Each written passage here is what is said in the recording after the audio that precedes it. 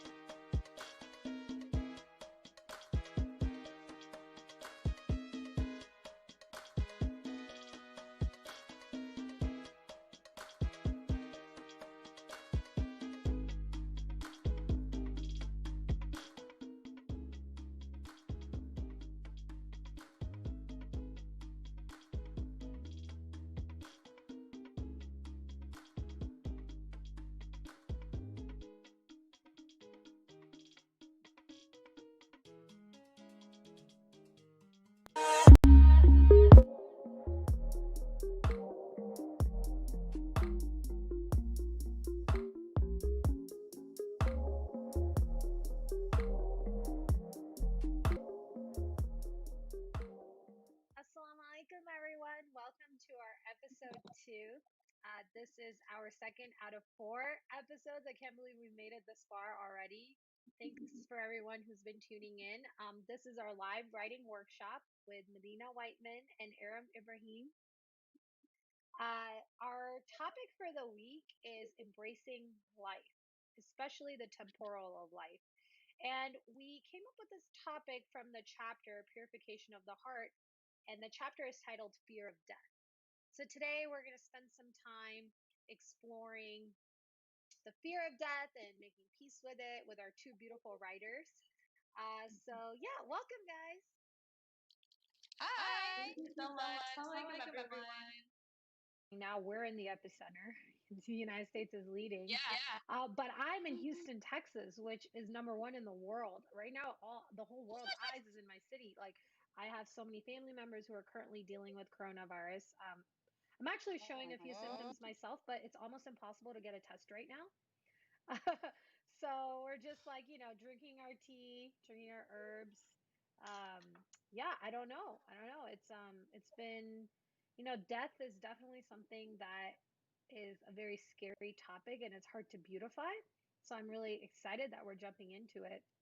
I know that you were talking, Medina, about Imam Ghazali's poem that he left under his pillow. We would love to hear it. Say to my friends when they look upon me dead, weeping for me and mourning me in sorrow, do not believe that this corpse you see is myself. In the name of God, I tell you, it is not I. I am a spirit, and this is naught but flesh. It was my abode and my garment for a time. I am a treasure by a talisman kept hid, fashioned of dust, which served me as a shrine. I am a pearl which has left its shell deserted. I am a bird, and this body was my cage, whence I have now flown forth, and it is left as a token. Praise to God who hath now set me free, and prepared for me my place in the highest of heavens. Until today I was dead, though alive in your midst. Now I live in truth, with the grave clothes discarded. Today I hold converse with the saints above, with no veil between. I see God face to face. I look upon Lawh Mahfuz, and therein I read whatever was and all that is to be. Let my house fall in ruins. Lay my cage in the ground. Cast away the talisman. It is a token no more. Lay aside my cloak. It was but my outer garment. Place them all in the grave. Let them be forgotten. I have passed on my way, and you are left behind. Your place of abode is no dwelling place for me. Think not that death is death. Nay, it is life. A life that surpasses all we could dream of here. While in this world, here we are granted sleep. Death is but sleep, sleep that shall be prolonged. Be not frightened when death draweth near. It is but the departure for this blessed home. Think of the mercy and love of your Lord. Give thanks for his grace and come without fear. What I am now, even so shall you be. For I know that you are even as I am. The souls of all men come forth from God. The bodies of all are compounded alike.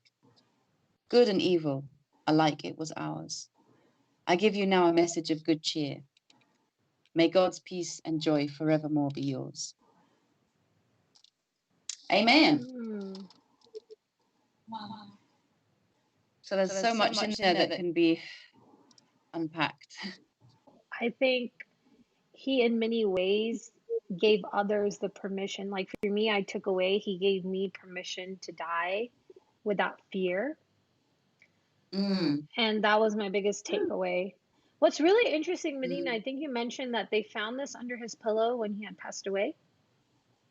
Yeah, I think he must have written it before he died, and just knowing that he was about to go and just being in complete peace with that. Burka Blue and Micah Anderson were doing an episode on Thursday, and they were giving like certain ideas. So there's this concept that like you sit down and you think about, what does death look like to you? What will death feel like to you? You sit down and do these meditations and exercises so that when death comes, it's not unfamiliar.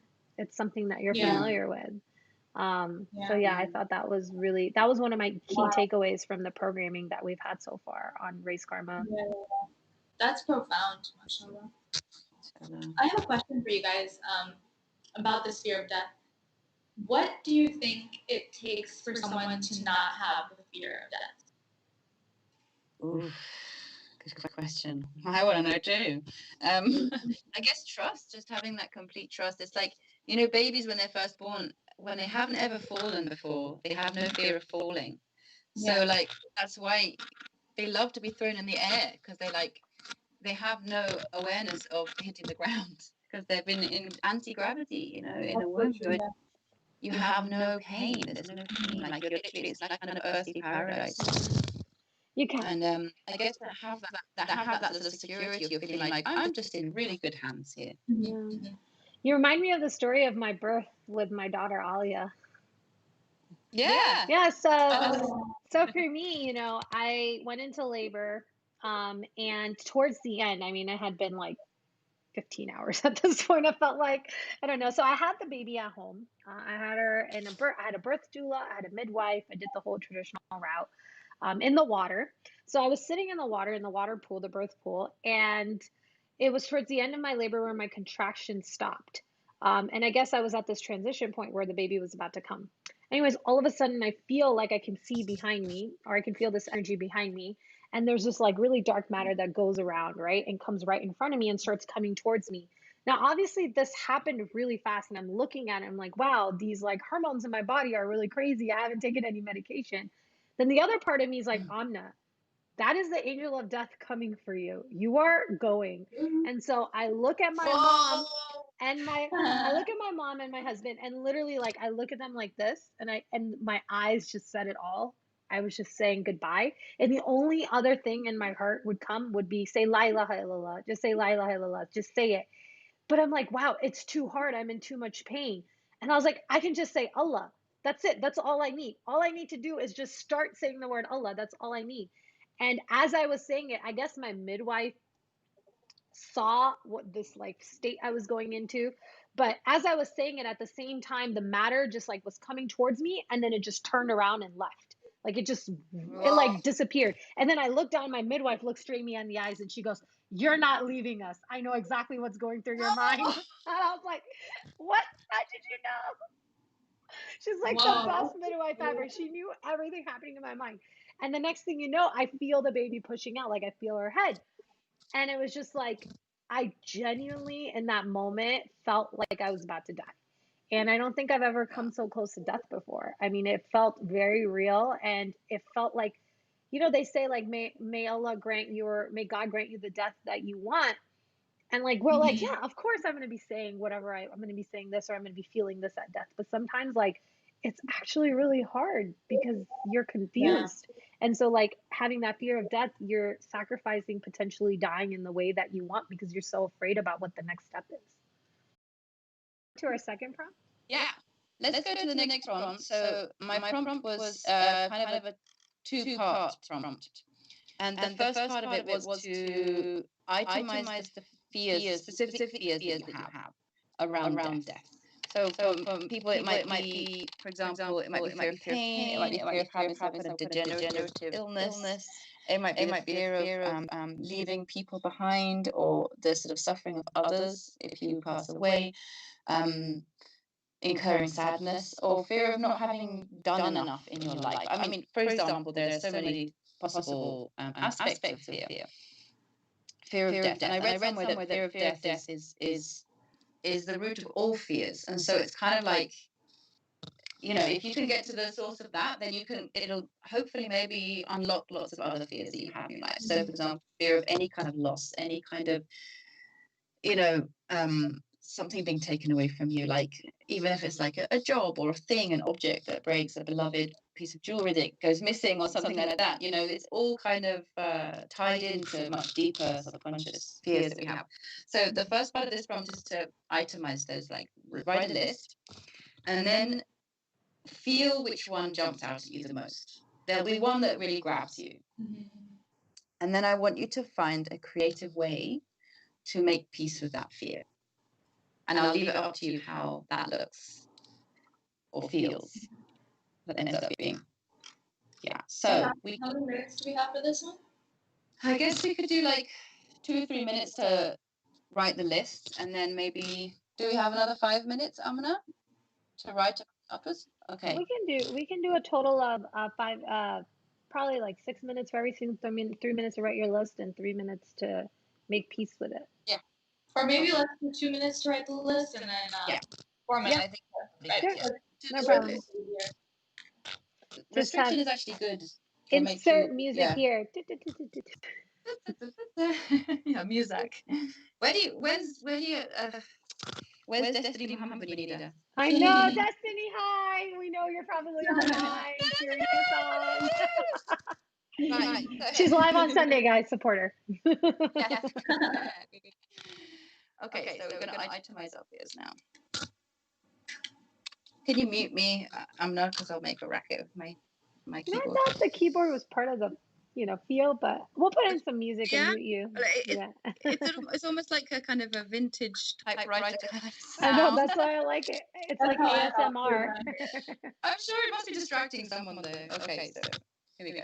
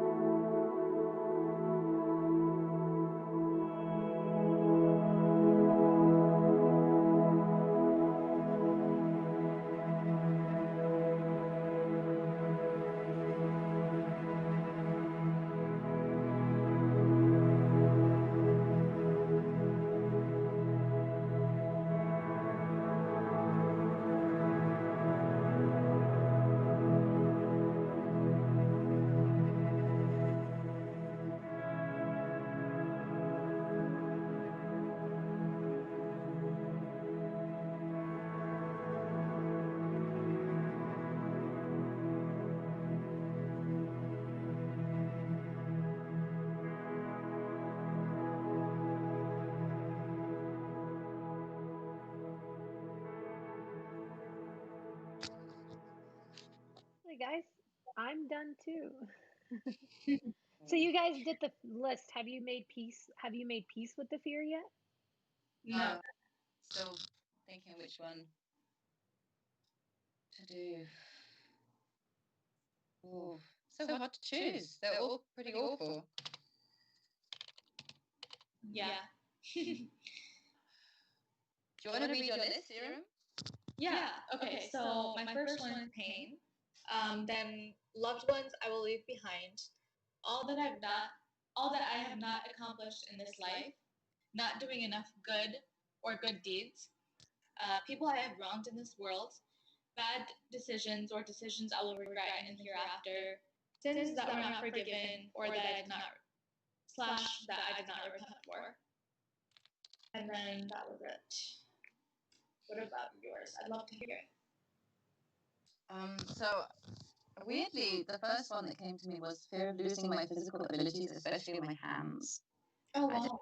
I do so much with my hands, and occasionally I kind of go, wow, what if I, God forbid, had like a motor neuron disease or something that like no longer I couldn't be. So then that seeped into my second fear, which is becoming a burden on others.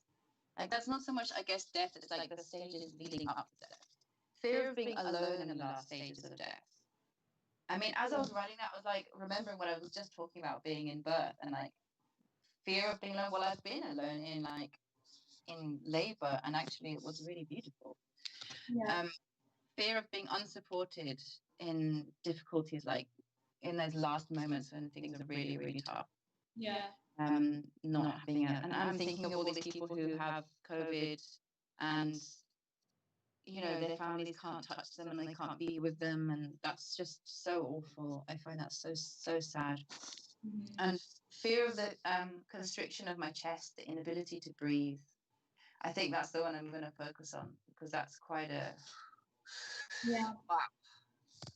Fear of being afraid and confused in the last moments before I die. Fear of not having been conscious of the light and regretting that in my last moments. Mm-hmm. And fear of my children being orphaned, like fear for my children and their grief, Yeah. which is also huge for me. Okay, so we've got 4 minutes. Yes. Right, let's focus. Aziz.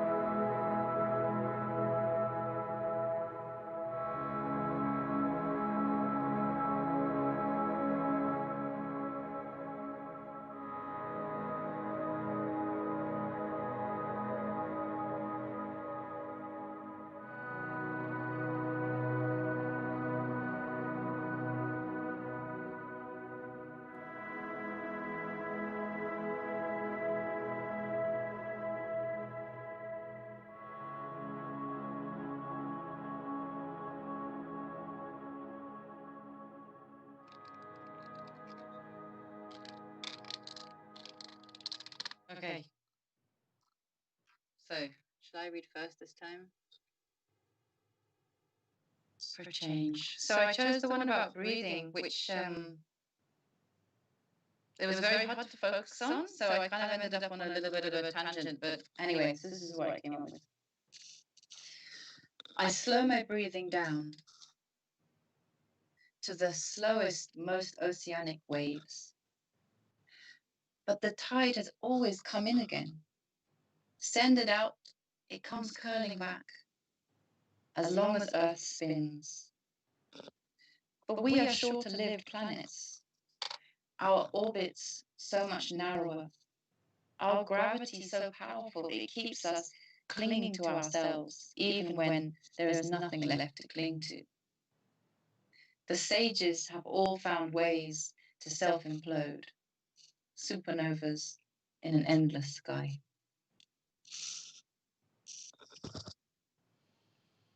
That was so beautiful. I like it even though doesn't quite answer the question. So maybe I need to review my resistance, because obviously talking about something like this is, there's like all kinds of barriers that come up. Like, I don't want to talk about that. I don't want to think about not breathing anymore. Yeah, no one does. I was reading the book and it was saying fear of death is one of those diseases. Like, even every time you use the word death, most people get annoyed. Like, people will drop off of the stream because we keep using the word death. So congratulations to those of you who are going through this practice. It's hard. Well done. You get a badge. But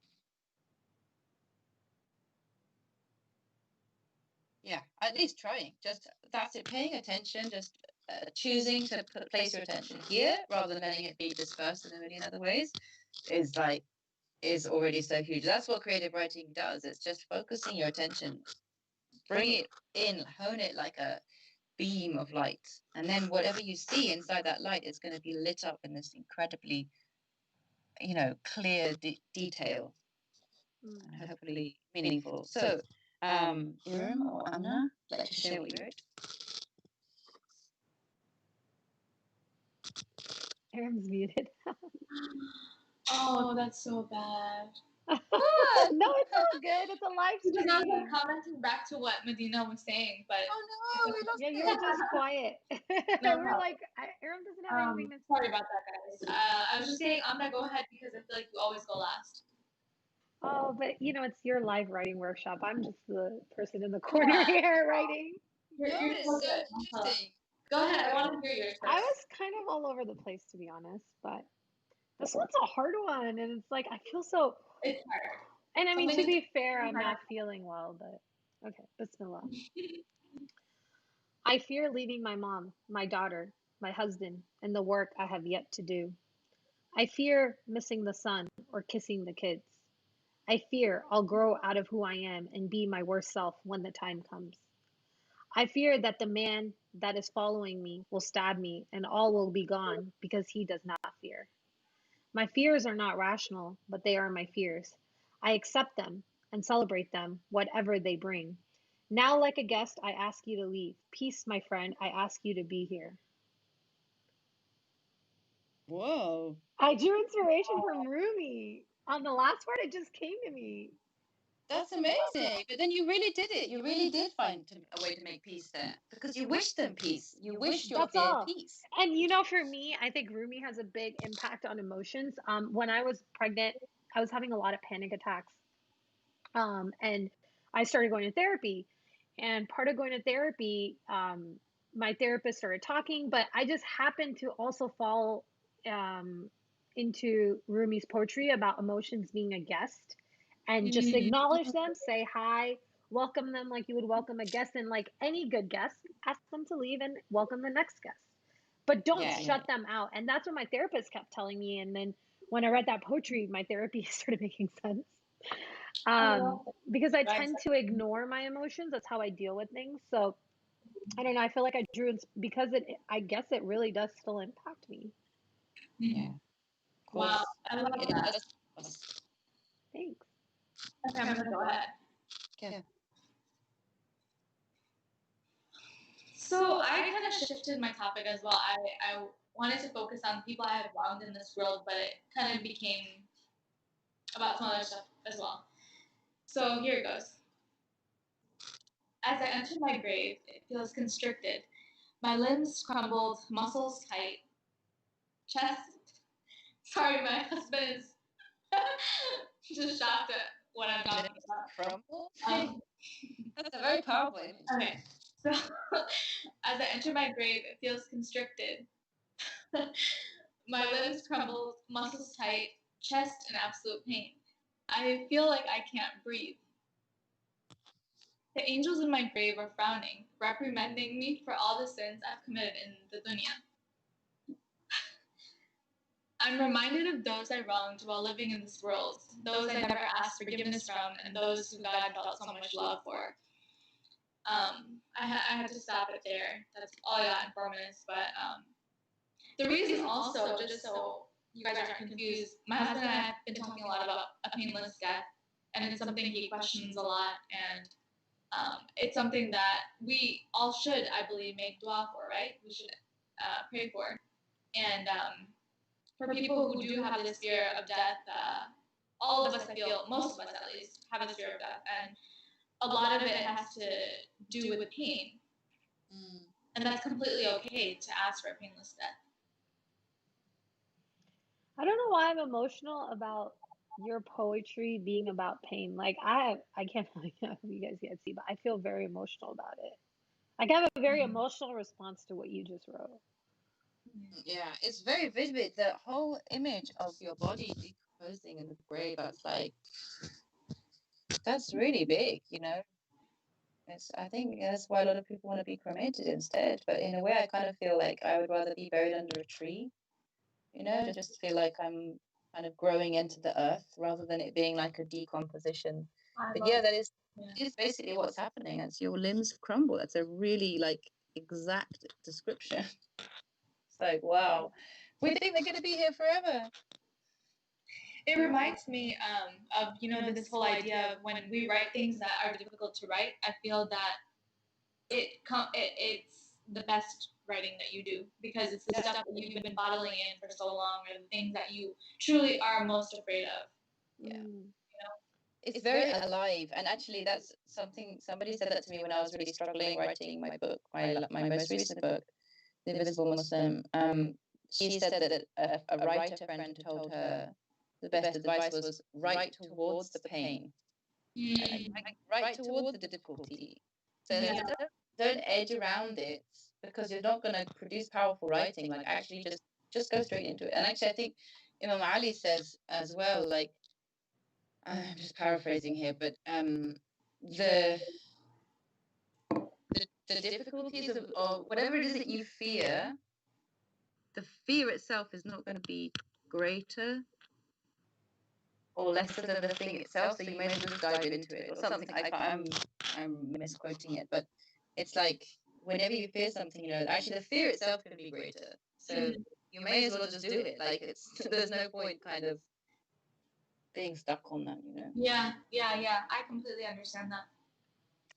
So guys, our time is ending here. We're probably gonna have to cut some of this off. So our 15 minutes. I love the discussion. I'm like really inspired right now. I think I'm gonna write some more right after this. So I have one important question for you, Irum. Yeah. How are you going to make peace with your fear? That's a great question. Well, you know, the first thing that comes to my mind, honestly, is writing. For me, my writing is more of my style is more of journaling. Mm-hmm. So I just literally write about why I'm afraid of this thing. I feel like that will actually help me understand the answer to your question. I don't know right now. I don't know how to make peace with it. I think I would have to really understand through writing why I'm even thinking, like, why do I think this way about death? Why, like, what? I don't think it's about death. I think it's about how I feel about myself. I think it's this, like, underlying fear of inadequacy, kind of. Or it's, like, feeling that, you know, like, hopelessness, kind of, you know? And I think that just based on like right now how I feel like there's this level of not having enough hope and faith in Allah's mercy. And I think the only way to really make peace with this whole concept of this whole fear actually is to really remind yourself that Allah is the most merciful. That, you know, everything is accounted for, all of your deeds, you know, and Allah will surely turn the bad deeds into good deeds. I don't know if you guys know the story of like the pile of bad deeds that are transformed into good deeds. Oh, I'll have to share it next time. Yes. We have to share it next time. Unfortunately, we've once again ran out of time. Well, guys, that was very powerful exercise. I'm breathing a lot because I feel like I need to go back and write a lot too. I know Irum mentioned that earlier. yeah, I'm gonna carry on. I'm gonna carry on as well. Yeah. So my husband wants to say something, but we're running out of time. No, yeah. Bobber, come say hi to our show. You can be our special guest appearance. Hi. Hey, Hello. So this is Medina. She's an amazing writer. Like I'm not. Yeah, I could hear you. And you know Amna. Even invite him on. Sounded really good. But there was Sheikh Dr. Yasser Qadi. He has a talk on what it's like to go through death when you're a pious person, and what it's like to go through death when you're not. And it's very, very, very, very detailed. Like, it's like, oh, the angels come to you and they bring you bouquets of flowers. Like, it's actually like a 15-20 minute long description. So you guys should check it out. Oh. Thanks for sharing that. Yeah, and like, you don't really get squeezed or crushed like that unless you're like a bad person. I think there's like an initial squeeze, maybe, but for like, there's basically like it sounds like it's from a fairy tale, but it's not. But it just sounds really good when you hear like the best version. And I wouldn't even recommend hearing the bad one. It's too scary. Unless you're ready for that. Clever.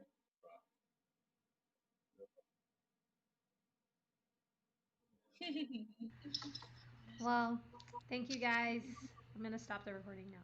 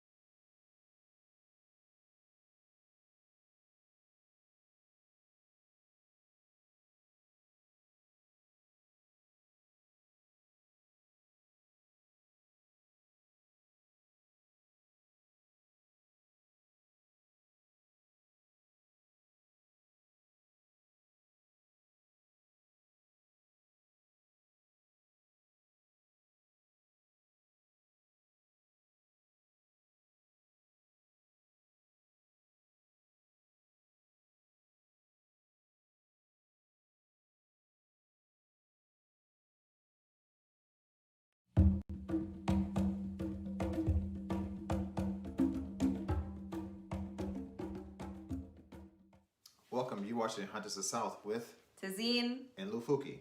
We're so excited to have you because today we have one of our favorite artists, Angel the Oracle. Angel Bet Dawid. She's an incredible artist, but You do not want to miss this. No, you do not. So we will talk with her in a little bit. But yeah, this week on Raised Karma, the focus of the week is Fear of death. fear of death. What do you think about that? I think it's a reality, I guess, in certain ways. One of the things we're trying to focus on is how to overcome that reality.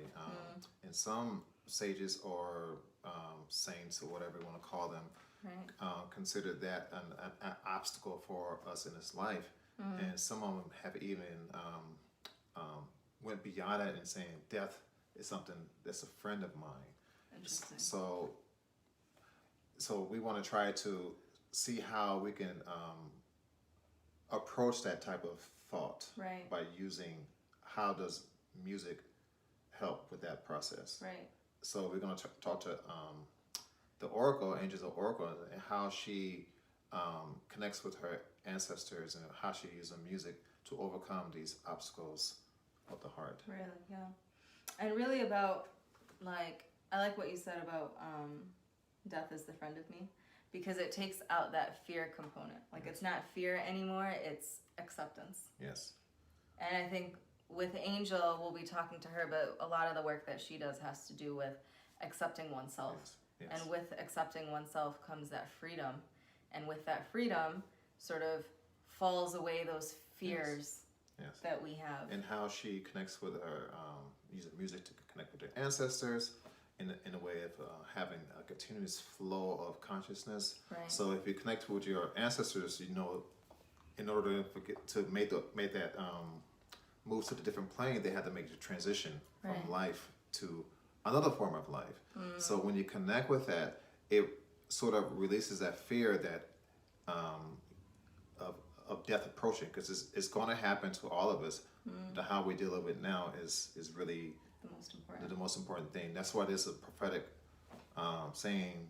It says, Prophet Muhammad, peace upon him, said, you should die before you die. In other words, you're going to accept the reality of death, and when you accept it, you do things in your life to prepare for it. So we're going to try to talk on some of that with Angel. She's very influential to me, having known her for, I guess, a couple of years now. So not even, but it seems like. But it feels like it. We It just definitely click feels like as a family, just like immediately right away.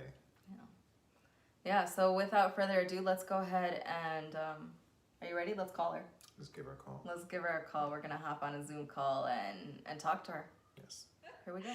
Welcome, everyone. We have got with us an incredible musician. She is just absolutely phenomenal, plays multiple instruments. I mean, you play sax and clarinet and keys and vocals and just all around talented, down-to-earth musician. Coming from Chicago live, we have Hi. welcome. Hello. Thank you so much for being here with us. We're so honored to have you on. For everybody who doesn't know, we met Angel through Instagram. Yeah, just a random Instagram. I don't know how they do it, but her name came across. I said, well, name that Angel. Maybe she's working. And then I heard it. I was like, oh my God, I don't know what to make of this. I can't just leave it. So I literally just text her through Instagram and say, hey, I really like your stuff. And it just blossomed from there. The connections. Yeah, and I equally felt the same. I was like, LuFuki and Divine Providence, what? What are they doing? Oh, Detroit. I was just so excited, because the things that I was hearing from you guys were the same kind of thing that's happening here in Chicago. And I'm like, oh, great. Midwest, let's connect. Absolutely. It was, they say a match made in heaven, so that's how I look at it. And it continued and it blossomed. It's like the amount of respect I have of your art form is just, because it was a breath of fresh air to finally hear someone talk about the same things I'm interested in as far as music is concerned. So that was refreshing, and it gave me some sort of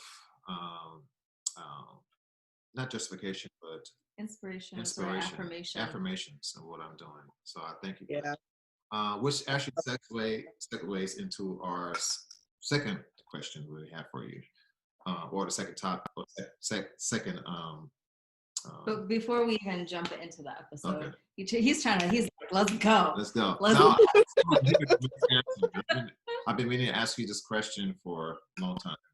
But before we jump into the episode, thank you, Angel, for being here. If you could tell, just let the audience know a little bit about who you are, about your music practice and how you sort of got into that journey. Yes, I've been playing music my whole life, and always involved in creative arts. I started music lessons, like official music lessons, when I was 11. I started on piano first. And I wanted to play an instrument. I wanted to play violin because I was really obsessed with the movie Amadeus. You know, like that was really the movie that, like, you know, that's what the movie that I saw where I was like, oh, I really want to play music, because there's a scene in there where Mozart's like a child, and I'm like, whoa, I didn't know kids could do that. And then his father picks him up and blindfolds him and gives him a violin. He starts playing violin. And I was like, whoa. You know, whole life I was like, I want to play piano and I want to play violin. So, you know, I spent a little bit of time overseas as a child. We lived over there, so there wasn't really access to music lessons. But as soon as we came back to the States, I was like, I want music lessons, I want music lessons, I want it. And, you know, I got piano lessons, and then the school orchestra opened up, and they were like, yes. I'm like, yes, I'm going to learn violin. I'm going to be like Fiddler on the Roof. And violins were out. And I was like, what? Oh, man. They're like, well, you can join the band, and here's a clarinet. And I was like, I don't even know what a clarinet is. I was just, I never heard of it. And I was like, what is this instrument? And so I went to the library, because y'all know back then wasn't no YouTube. Yeah, library. You had to go to the library and look up stuff. So I went to the library, and I was trying to find some clarinet music. So I was like, I don't even know what it sounds like. And all I could really find was like Benny Goodman. And like, no offense, I'm like a young urban Black child, and I see this corny white dude, and I'm like, this is more corny. You know, that's what I was thinking in my head. But then I found Mozart's clarinet concerto. You know how much I loved Amadeus. I'm like, all right, let me check that out. And when I heard it, and I was like, oh, because see, like, to me, the reason why I wanted to play, because, you know, me and my siblings were like, oh, that's cool that you can, like, rip up and down. I wanted to do, like, crazy runs and stuff. And that was, like, the first time I heard, like, the clarinet could be, like, an orchestral instrument and could do all those crazy runs. And I got obsessed with it. Like, I would listen to this tape when I went to bed. I listened to it when I woke up in the morning. I was just like listening to it constantly. I begged my mom to take me to the music store. I finally bought the sheet music. And I'd be in we lived with our grandparents at the time, and I'd be in that basement because my parents didn't let us go outside. We couldn't do nothing. No, they kept us off the street. So I spent a lot of alone time in that basement, just practicing, you know, being in band. So it's always been with me, music. I was in all the bands in high school, marching band. You know, I'm a product of the American music education system, you know, and I loved it so much that I was like, well, I really want to pursue this. And so in college, I majored in music with clarinet emphasis, and I did that for 3 years at a Christian college. You know, my parents were missionaries, so we had, you know, we could get like free tuition there. That's really the reason why I went. And I was like, cool. And so they had like a pretty decent music program. About my 3rd year in college, I moved out on my own. And I was like, I don't want to be at this school anymore, because like my whole belief structures and stuff were kind of different in there. So I transferred to another university, Roosevelt University. And I was like, I'm going to switch to music education. And with that, I was like, I can't really see myself as a teacher. Like, it was cool to like learn different instruments, you know, for the education program, but I was like, I'm not really seeing myself as a teacher. And then I unfortunately had started having some really health issues. I had been diagnosed with a brain tumor. And I was like, man, so, you know, I took off school for that, got surgery, and ended up with a lot of medical bills. And I was like, well, I can't really afford to go back to school right now. I need to work. And so I started just working, and, you know, and music kind of became like the background. And it was really a miserable kind of time for me, because I invested so much time and energy, and like I really wanted to be in an orchestra. I really wanted to be a musician full time. So I was working, but as I was working, I was also still composing, building my studio, because I started getting into hip hop production. You know, I was like, oh, I really like this. This was like during the time when like home studios, like you go and get like recording software. And there was an elder. He gave me a music, because my dad had a lot of music friends. And he gave me like a off-brand Sibelius. It was like computer Cosmo, you know, composing software. And I was like, cool, I'll do this, you know, and I started having fun with it. And I was like, wow, this is cool. And I was really getting into hip hop a lot. And I started like breaking down the beats of hip hop. Because I could notate. I was like, I'm going to make a beat. I'm going to listen to the bass line. Let me notate it. Boom, da da da da. And I realized I could like export the files into another DAW, and then I could really do some stuff. And I was like really getting into it. I'm like, oh, I want to be a producer, because I don't see a lot of female producers and stuff. So I really got into it.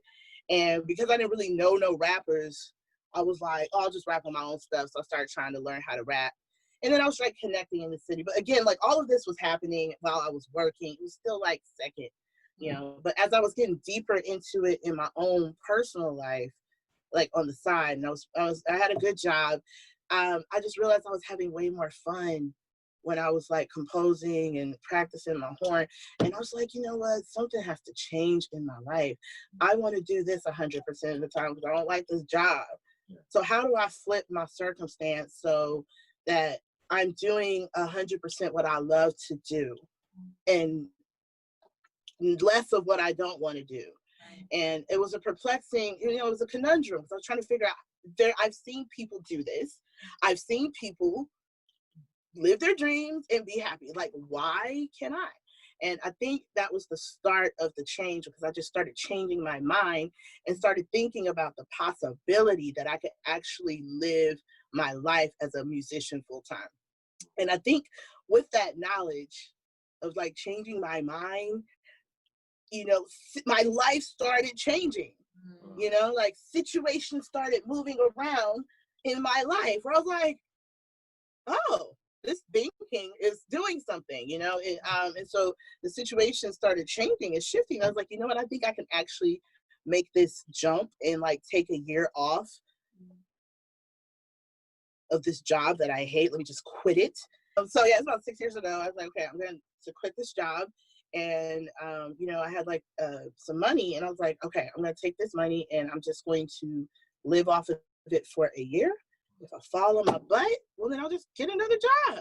Yeah. You know, that was just my logic. I was like, if it doesn't work out. And because I wanted the opportunity to be able to say yes to things that I would say no to, because I was like always working, I was saying no to a lot of stuff, or there was things I wanted to go to or get involved with, and I couldn't. I'm like, I got to work. And so I took that year to say yes to everything. Jam sessions, anything creative. I was like, what's going on in the city? And I thought I would be bored because I wasn't used to not having a 9-to-5, but it was like so much stuff open because I had opened up the possibility for that. And from that is led up to where I am right now. And I'm still doing that same thing, like shifting my mind and shifting it so that like the majority of my life is I'm doing what I love to do. And that's the story. I think that's incredible, because so much of it is the mind. So much of it, can we make this shift up here so that things manifest for us and open for us? And if in our minds we think it's not possible, then those doors aren't going to open. They're not going to present. It's just not, yeah. Reprogramming yourself. Exactly. It's bigger than just, because, you know, a lot of people hear this and they're like, oh, you're not being realistic, you know, blah, blah, blah. I'm like, it's not like I just jumped off the cliff and didn't plan. Right. You know, it was like, it wasn't like, oh, I'm changing my mind and now I'm just going to willy-nilly. No, it's like when you change your mind, you operate differently in life. You operate with more confidence. You're more productive, you know, and it's not necessarily like your mind changing the situation. You know, there's a saying that says faith without works is dead. It's like, it's because of your faith that you operate differently. And then it's both together, you know what I mean? Like, it was planning and me having faith that my planning was going to work. Yes. You know, because a lot of people are like, no, I got bills, blah, blah. I'm like, yeah, I'm not telling you to like quit your family and get your family in a state. I'm like, I need to do what I love when you got responsibilities. I'm not saying that. It's just that, like, just keep thinking about the possibilities. Like, yes, I can support my family, I can support my life and do what I love to do. And if you just think about it, all of a sudden things start shifting, and then you'll start moving differently. Right. You know? That's interesting. I didn't know that side of hip hop in your history. Yeah, I love music. It's just like I love yeah. Black music, all sorts of it. And so like, back into that, like I was telling you guys, like getting my studio back, like this was like a part of my life that was like really got me through a lot. And I was like, I need to get my studio equipment back because I had it. You know, I was doing beats. I was like, yeah, I'm going to be a producer, blah blah blah. You know, but you know that was challenging too. Like you know, being a woman in this whole thing, I would be doing beats and I would like I would connect online with people. Like I've always done that. Like I'd be on SoundCloud. SoundCloud back in the day was different. You know, it was more like community. Like I met so many people and we would collab and or I'd be like back in the day, you know, like these guys would be like out on the street selling their CDs. Wasn't no YouTube, you know? And I would meet dudes on the streets. I'm like, yeah, I do beats too. They'd be like, for real? You know, so we would try to collab. But then there was all this thing with like being a woman. You know, like you be with these dudes and either they don't really take you seriously or they try to hit on you or, you know, it turned into some of those situations sometimes. And I was just like, or someone's like, yeah, you don't really know what you're doing because like my beats, the response was people would be like, that's weird, Angel. I was like, what is it about my music that's weird? And then I realized I was experimental. I didn't know.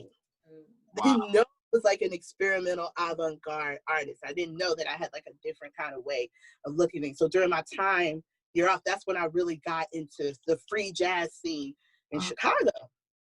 That opened up everything. That gave me a context for the type of music that I do. It wasn't stuck in a genre. I was like, oh, I'm like a person who likes to experiment with different genres and put them together. I don't like to be stuck in a box. And it was until I started going into the free jazz scene that I realized that, and that leaked into every part of my musical studies. Yeah. You know? That was actually our second question. Like, how did you come from, well, how did you start doing free jazz? But in addition to that, how did you go from hip hop to jazz? You just answered that question because you were thinking outside the box. You weren't thinking, okay, I do hip hop and that's it, without adding these other things. But you were already ahead of yourself before you even knew it. Yeah, it was really like that, you know, because like my childhood musical training was classical. Yes. Right. You know, and like I'm Mozart, Brahms, all of that, you know, piano and that. I love it. And so I like had this classical background. I was in jazz band in high school, you know. See, one of the benefits that I had as a musician in my youth was that I played piano. So if there was piano parts, you know, or even like marimba parts in bands, sometimes I could always like flow in between. But I didn't always feel as confident playing piano because my sister was really good at it. So I was like, she's better than me. I'm not that good at piano because I struggled with it. Like I really wanted to learn it. But when I was getting my first lesson, my sister was killing it. And I was going to my lesson. There was this one lady, it was $2 a week for these piano lessons. Bless her. Bless this woman. And she pretty much like taught everybody in the neighborhood. And, you know, we would go over her house and I would be struggling in my lessons. Like I would have to practice like all week to get it. And my sister could just like practice like the night before. And also that's why I started having hang-ups about me in piano. But it's because it's left and right hand, right? So when I started playing clarinet, I was like, all I gotta read is the treble clef? So like, you know, because I already knew how to play piano and band, you know, I was like always, you know, in the advanced bands because I knew how to read really well. The problem that I was having as a musician, the hangups I was having was that I didn't really know how to improvise. And that get on clarinet or piano. And that really gave me a complex about my musicianship. I'm like, wait a minute, I can just read music, but if you take it away, I can't play anything. And so, you know, I was always trying to practice being able to ear out music. And I will say that in college, when I was taking music theory and even when I was taking my keyboarding classes, those really, really helped me. That's why I always tell people, if you don't know how to read music, learn. Yeah. You know, you don't have to, but it's like, it just makes your toolkit better, take a theory class, because those keyboarding classes, when they making you do chords in every key, like you have to learn it every week, you're going to start snapping, and sight singing and sight reading and all of that. I would say college really helped with that, taking those theory classes. And that's when I started kind of getting more of a sense of how to improvise, but I still wasn't there yet. I was still kind of like, ugh. It was until like my year off of being a musician and I started going to free jazz jam sessions in Chicago. Now that was the whole thing, because I was always intimidated about the jam session. It's like, I'm gonna get there, they may get on me. These elders are hard. You just can't get up on stage. I got chewed out. Oh yeah, I got chewed out. I did, but I was like, okay, so there was like the standard ones, where you go there and you do the standards, I was going to them. But then there was also these other jam sessions in Chicago. Chicago is known for like improvised avant-garde, kind of like the spiritual jazz. There, and I started going to these jam sessions called Sonic Healing Ministries by this composer, instrumentalist David Boykin. And this was like a jam session I'd never seen before. Like I went, he invited me, I went, and I was very nervous. I'm like, oh, well, he's got some chord charts and blah, blah, blah. And he was like, all right. He would just tell people to get up on stage. All right, go. And then just play. And I was like, what you mean just play? Like, play anything. I'm like, play anything? I was like, wait. He's like, yeah. I'm like, okay. And I was playing with someone else. And then all of a sudden we were locking into things. And we're like, and you could just play whatever. And I was like, oh my gosh, I love this. And then like all my skills kind of came together. And I was going there every Sunday. It was like my church. Every Sunday I went. He would have it Sundays. And I met so many people in there, like Victor, I met there, and a bunch of people. And we were just enjoying jamming so much.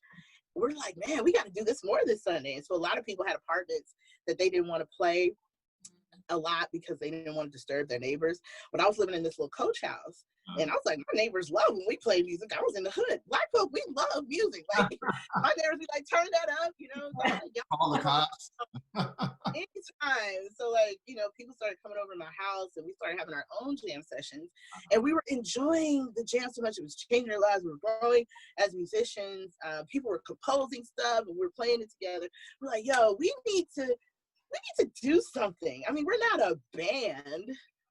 And then we were very, very intrigued with the Association for the Advancement of Creative Musicians, which is a collective, a Black experimental composer collective that's been around for over 50 years, that started in Chicago.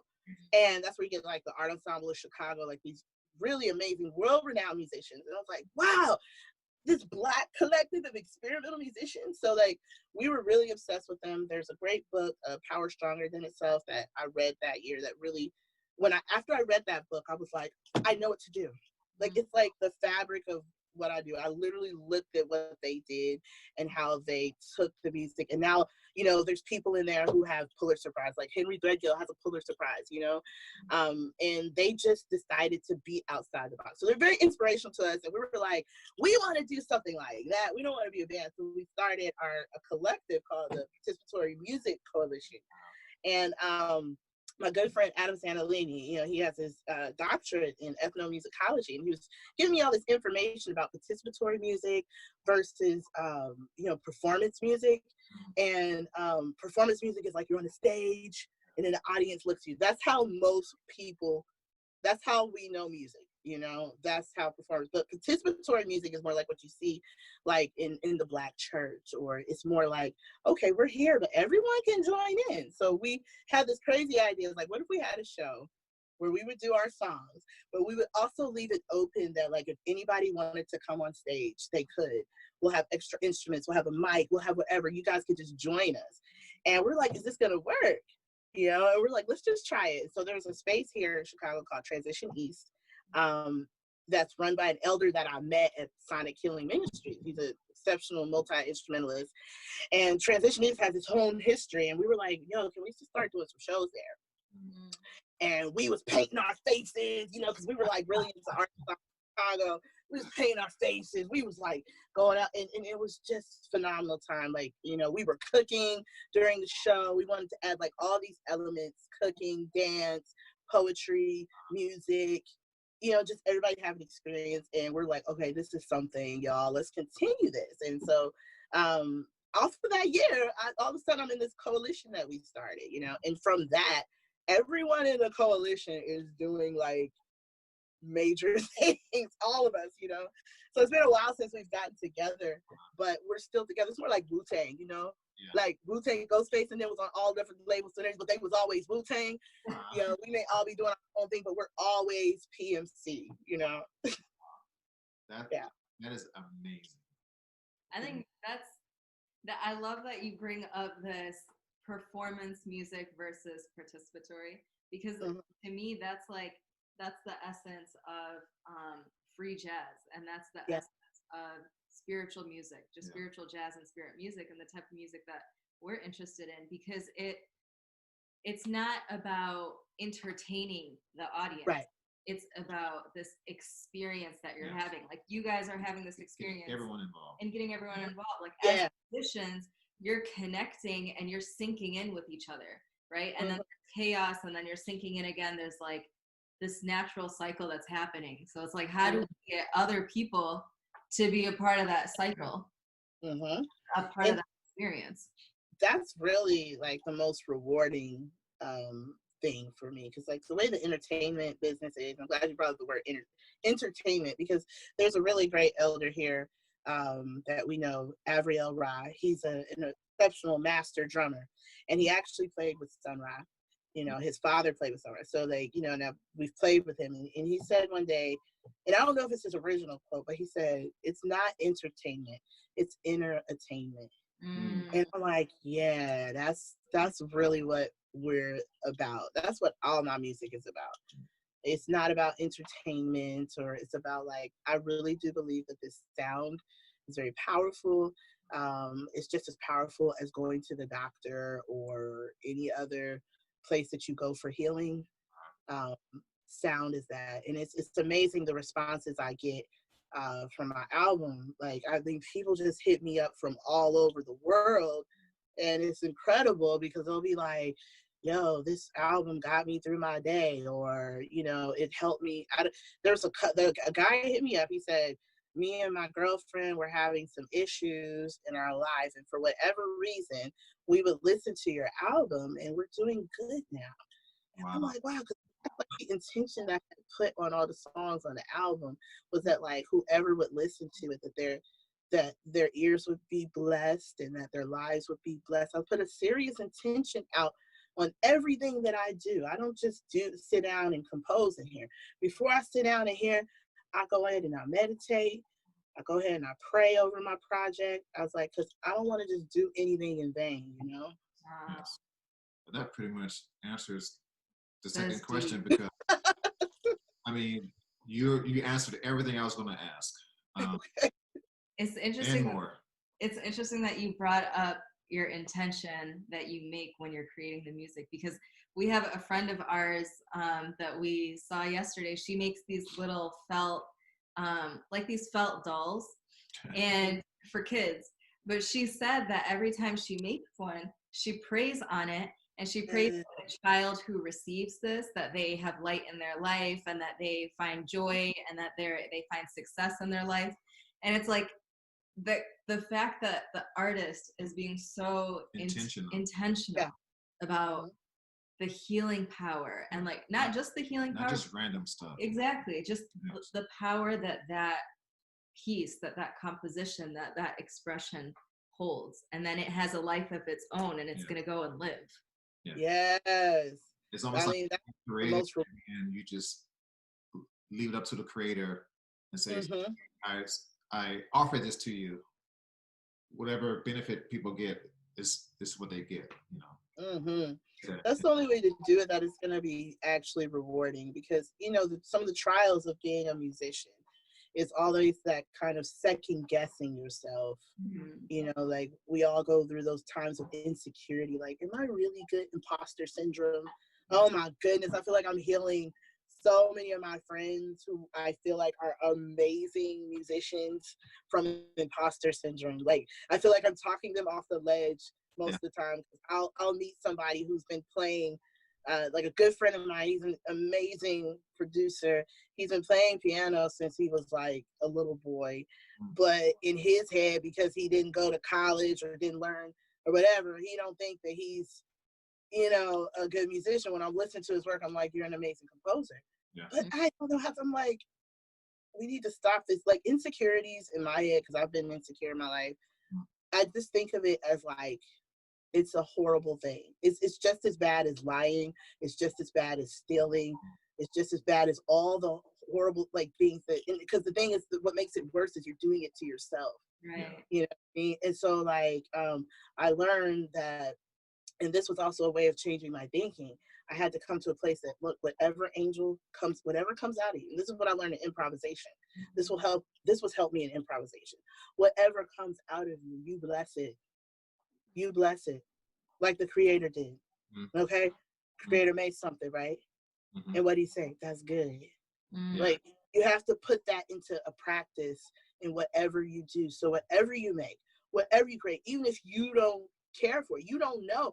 Like, when something comes out of you, because a lot of people get stuck in their head too. Like, I always make the example, when you look at your hands and you look at the blood in your veins, right? It's blue, right? But if I open it and cut yourself, it turns to red. So it's the same way with your creative thing. In your head, you're like, yeah, I wanted to sound like this. I want to sound like Stevie Wonder. I want to sound like John Coltrane. But you're not John Coltrane. You're not Stevie Wonder. You're you. And so when it comes out, it sounds weird because it's something new. And it's going to change depending on where you physically are.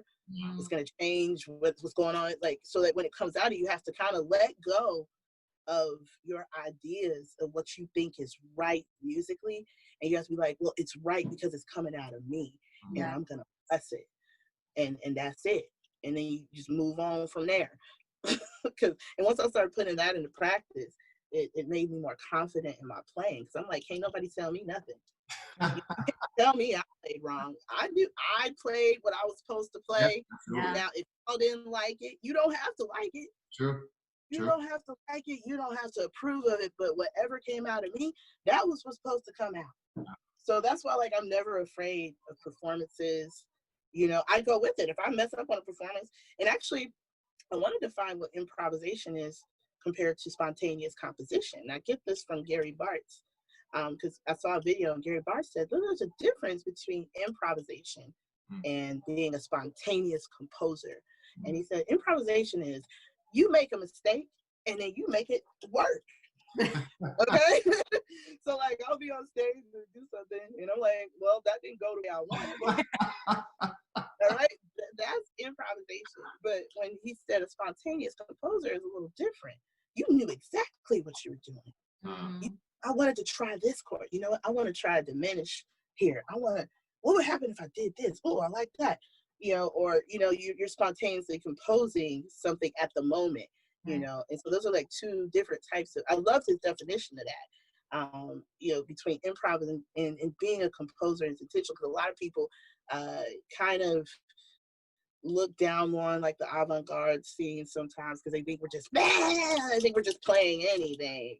They're just playing anything. They're not disciplined. You know, but it's actually a little more challenging than, you know, just playing what's on a sheet of paper, playing within a structure. It's a bit more challenging to come up with different creative ideas on the spot. You know, and I, you know, having intention, or even song structures where they might have a little bit of structure, but then there's open, like a lot of my compositions are like that. So like what you hear on the album is one thing, but when I perform live with my these 7 brothers, all them songs are completely different. It goes it's a whole different thing. I can never recreate the Oracle. The Oracle was what it was, you know? That was me by myself with my phone, you know? That's it. But like when it gets on stage, it turns into something else. And we're doing the same songs, you know? You just have to be open to whatever conditions you're in and accept it and be like, this is what it is, and love it. That is amazing. I think that's what helps that's what helps get over those insecurities, because Mhm. it's not just the music, it's accepting anything that's happening What in your happens life, at that time? you know, that honoring what's happening and what's channeling through you in that moment. Yes. Right. And In the moment, and then that's when it's real special, and even in playing with people too. So like you need your own personal practice of practicing and listening, but there's also the practice of the jam. Yes. In my music community here, like that's what we're really struggling now with this COVID thing, because I really miss playing with my friends. Yeah. It was literally like people would be like, "What you doing? What you doing? All right, we coming through. Let's play some music together." And that's what we did when we came up to see you guys in Detroit. We just had a marvelous jam. Yeah. Woo! That jam session was beautiful. We had food. We had such good food. Thank you, Tazeen. It was a great dinner. It was an amazing dinner.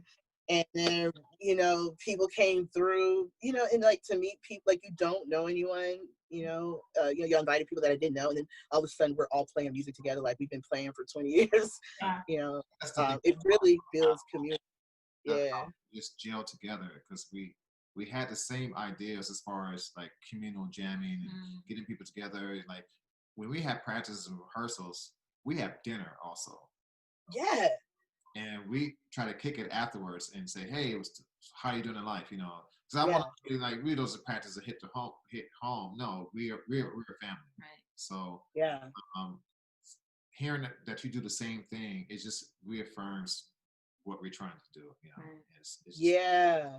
I mean, like our interaction, like just meeting on, technology. You guys came down to Chicago and it was great. And I wanted people to know, like, look, y'all, this music is really happening here. It's not in the past. Like we're doing this music that y'all been calling spiritual jazz, whatever you want to call it. We're doing it. And then to the fact to see, like, that we came up there and did the same thing and co-collaborated. It's just like, it was just a beautiful moment that, like, okay, we were just in Chicago, people all up in my little coach house. And what would happen if all of us got together? The more numbers of us doing this thing, we can really change a lot of the horrific things that I see in this world that every day I'm like, I don't want to hear any more stories about innocent Black men with no weapons on them getting shot and no one thinking that's wrong. And, like you wake up and you hear these things and like, why are we still dealing with racism? Why? And I'm like, well, like I'm not going to be a part of this political system. I don't like it. I don't like some of the structures in this country, and I'm not gonna be a politician, and I don't particularly like guns and weapons, but I got an instrument. Yeah. I got this. Yeah. Right? Yeah. And I know sound is very powerful, and it's loving, because you can take two people who probably hate each other. I could take Trump and Obama, right? And if I put them in a room and I start playing my clarinet, you know what's gonna happen? Both of them are gonna be tapping their feet. Yeah. Both of them are going to be in harmony at some point. Both sides might come to a place like, you know what? Do we really got to be in opposition all the time? Yeah. Because music can do that. And so I'm like, well, who really has a lot of power? Yeah. Musicians. Right. Creative people. We have a lot more power than we think. That's why when you think about the civil rights movement, the music of that era was the most powerful music that's ever been created.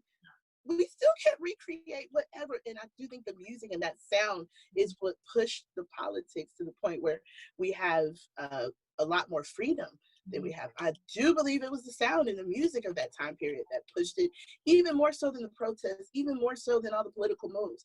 It was the music, the art, the creations of things that pushed it. And I feel like we're at that time where we can really do that now as well, because things still aren't right.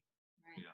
That's exactly the truth. I mean, that was exactly what we wanted to go more into, is like this week on Raise Karma, we've been talking about sort of fear of death and just like fears that people have, and how music and musicians we connect with this legacy with our ancestors of people who are oppressed, people who are dealing with really horrific situations, and that's still going on right now.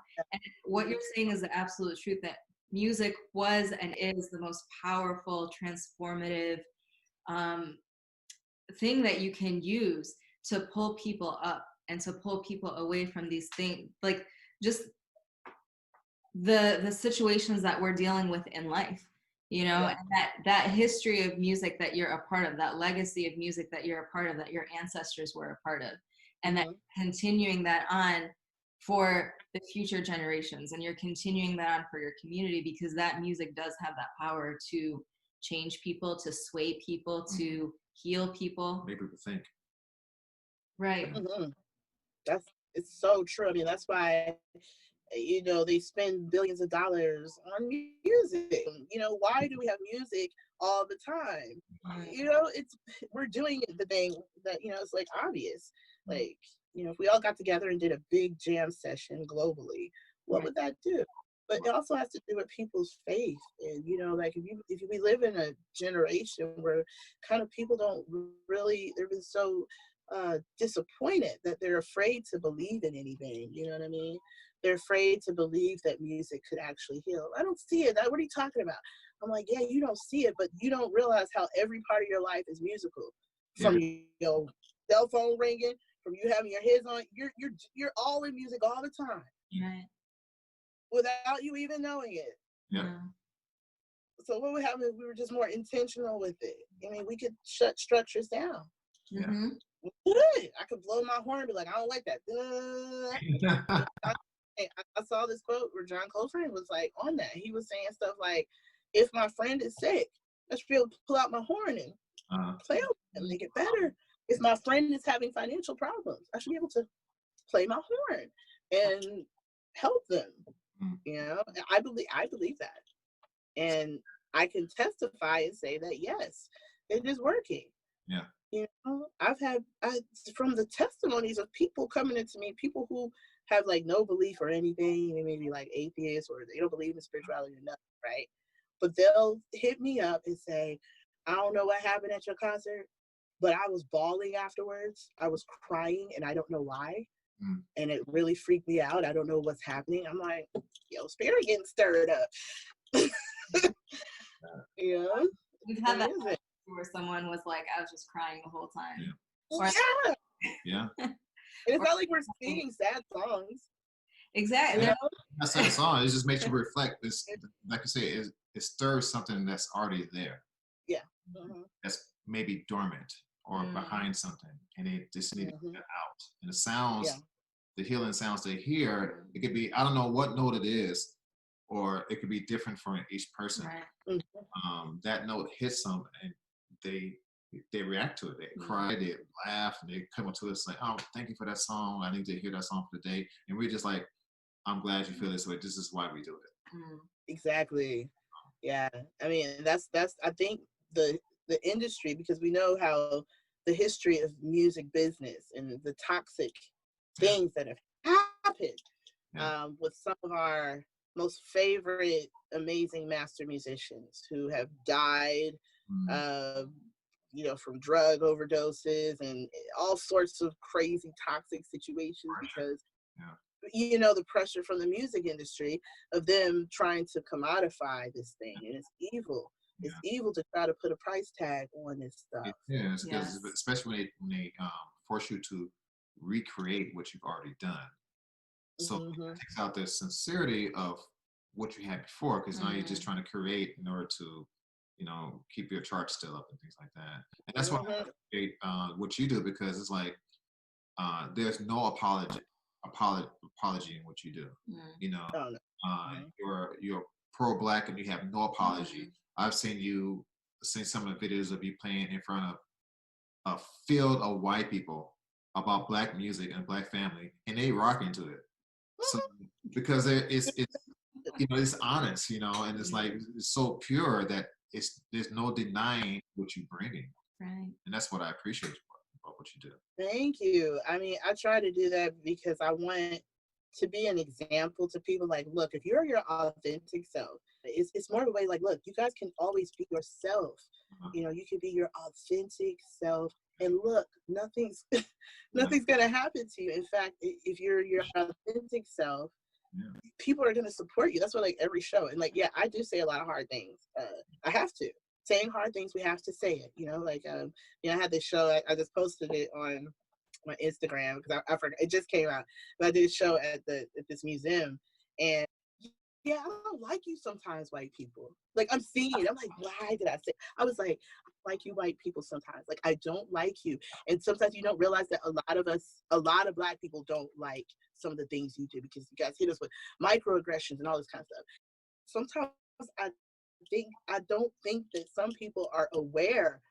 You know, like when you come and try to take over our culture, and you're doing it because you want to say, oh, I'm embracing your culture. I'm like, no, you're trying to take it over. You're trying to define what we do. And like, you don't even realize it. Like, there's just little things that sometimes, you know, other cultures do that you be like, I don't like that in y'all.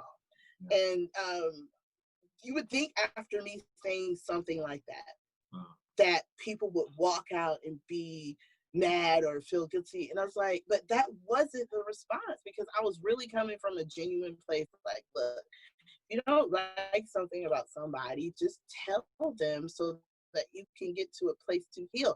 I'm saying it so that we can heal that.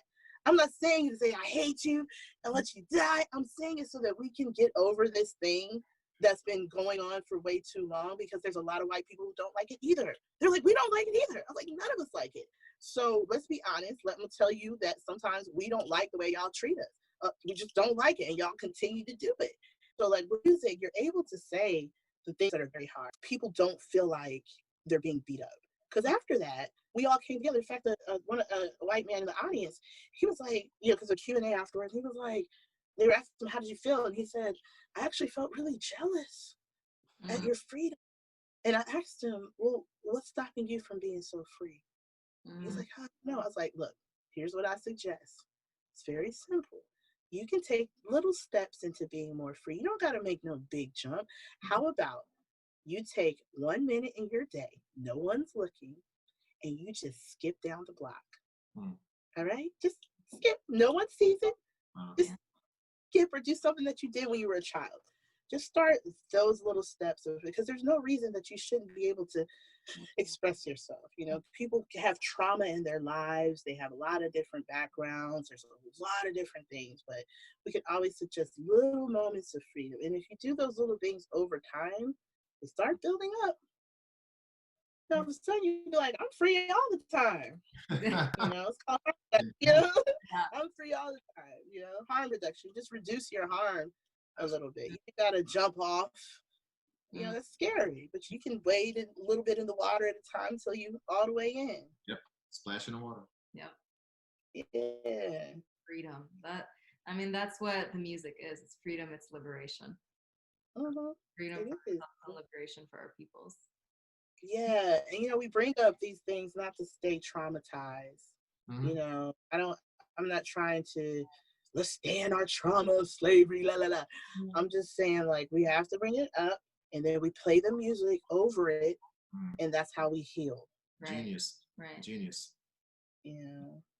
You heard it from Angel, guys. You heard it from the Oracle. The Oracle. The Oracle. Take little steps. No other. Little steps of freedom. With that said, would you like to share a little something with us? I would. I have a new clarinet. Woo! The clarinet. Yeah, I got a new clarinet, and I'm so excited about it. Yes, I will play a little something, and my practice of just like putting out intention. You know, I'm so happy to see the evolution of our partnership.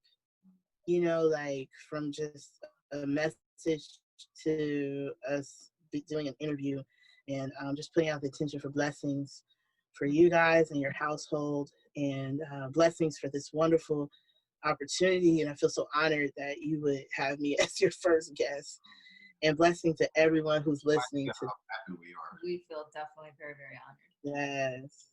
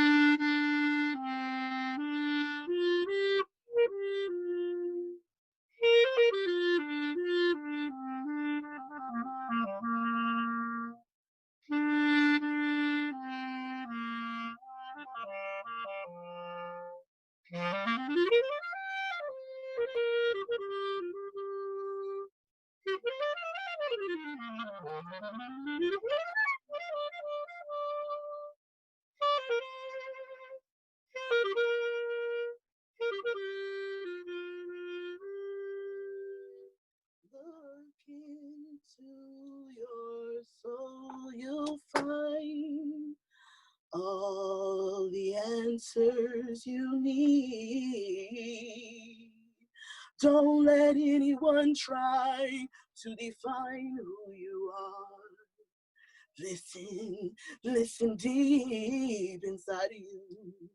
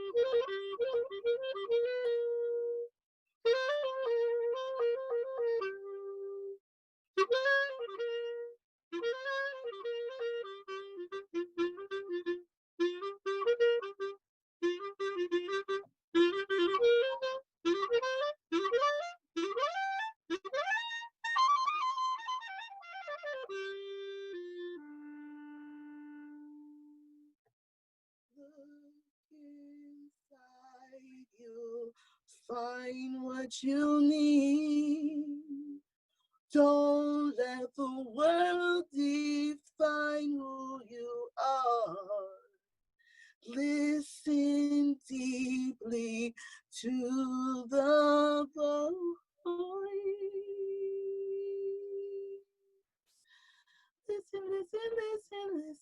Listen.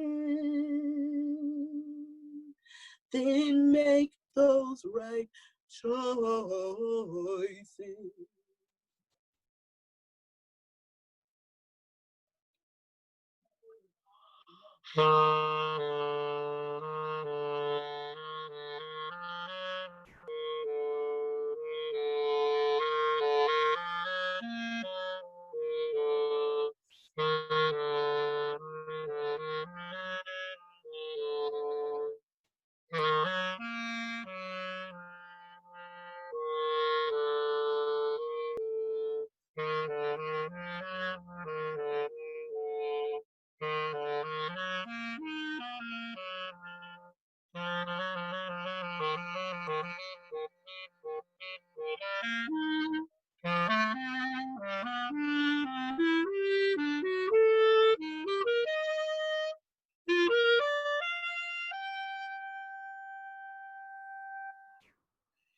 Thank you so much. That was, what you played was really incredible. I had my eyes closed and the words that you were saying about listen to the voice and then pointing to your heart, that's the truth, that the voice is there, it's within you, it doesn't lie.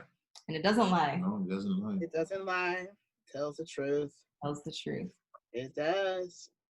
You know what to do. Like I always tell people that I know life seems like very complex and sometimes you're like, what do I do? If you just sit still, you'll know exactly what to do. Yeah, you can get advice from people. You can read a lot of different books. Yes. You can do it, but you really have to understand that you know what to do. Yeah, exactly. And do it, and then whatever comes out of it, you'll know what to do next. You'll know to do the next thing. And it's just like really trusting yourself. Yeah. That's the art of improv. That's what I learned a lot from improvisation. A lot of times when those words come through me, they're never but they're really the things that I'm thinking. I'm like, you know what? One practice that I've had with performance is if you are going through things, if there's things that you want to work out, the most appropriate place to express that is on the stage. Right. You know, somebody asked me the other day, I had another interview, and somebody's like, well, do you bring all your problems on stage and you leave that? I'm like, no, bring all of that. That's the most appropriate. If you are angry and you've got to get anger out, do it on stage. It's the safest, best place to do it. Wow. Explode, like just let it all out. Yeah. And what it does is it helps everyone in the room. You know, it's almost like people can like look at you like, I know what that feels like it encourages people, like, you know, when you're angry, when you're sad, when you're lonely, when you don't really know what to do, you can pick up your horn and play, and you'll know what to do afterwards. That's the truth. Sure. You heard it, y'all. You heard it from Angel the Oracle. Thank you so much for joining, sharing of yourself with us. We are deeply, deeply appreciative. And for all the folks who have joined in and who are watching, definitely check out Angel Dawood. You got a bunch of, she's got music out, she's got videos out. Yes. I got a single out. I got a new single out. I'm on a 45, yo, if you're into records, which I am.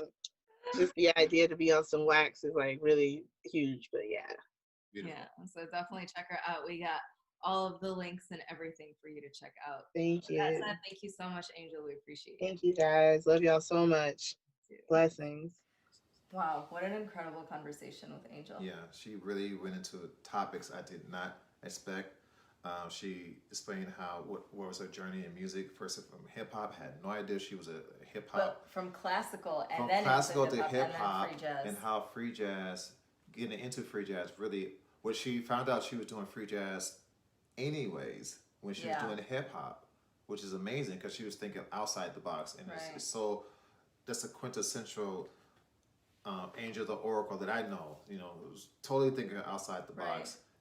Don't know what to expect, but everything comes out like magic. Yeah, I think it was a really incredible conversation, and what she played at the end was really beautiful. Yes. I mean, we've seen her perform live. We've jammed with her live.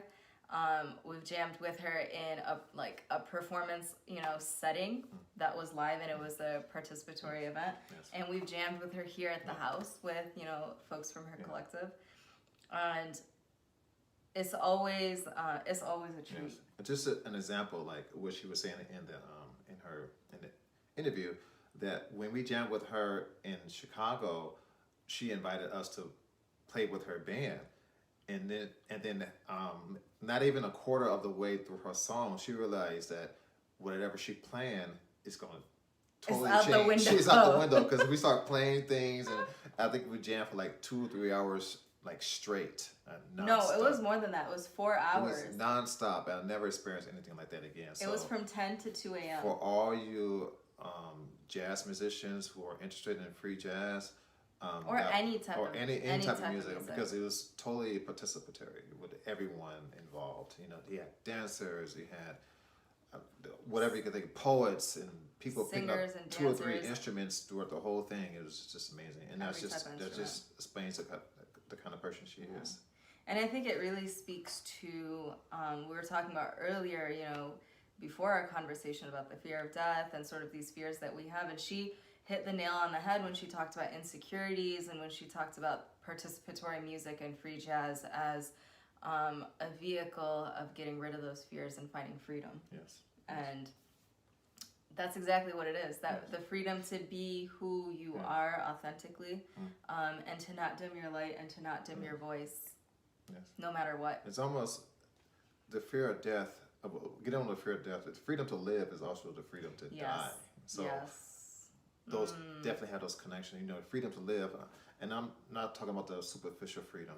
I'm talking about the freedom to be who you are, and it helps you be more accepting what's going to come, instead of trying to deny it. You're one with nature. You're in tune with it. You're going on with the cycle. You're not harming others, things like that. You're harmony with everything. So. I think that's the key. Is harmony. I think you really hit the nail on the head. Yes. Harmony. Handasat the South is what it's about. It's the science of sound, and how different musicians or people on the spiritual path use music and sound in order to heal themselves and also to become in tune with themselves. Right. And in becoming, true. Yeah. And in becoming, it wasn't intended, actually. And in becoming in tune with yourself, you naturally become in tune with the world around you. Yeah, and that's why she mentioned in her talk, it's not entertainment, but it's inner attainment. Inner attainment. Yes. I think that's the perfect way to end this. Yes. Well, thank you guys. That was another episode of Handasat. Signing off with love and light. I'm Tazeen. We'll see you again soon.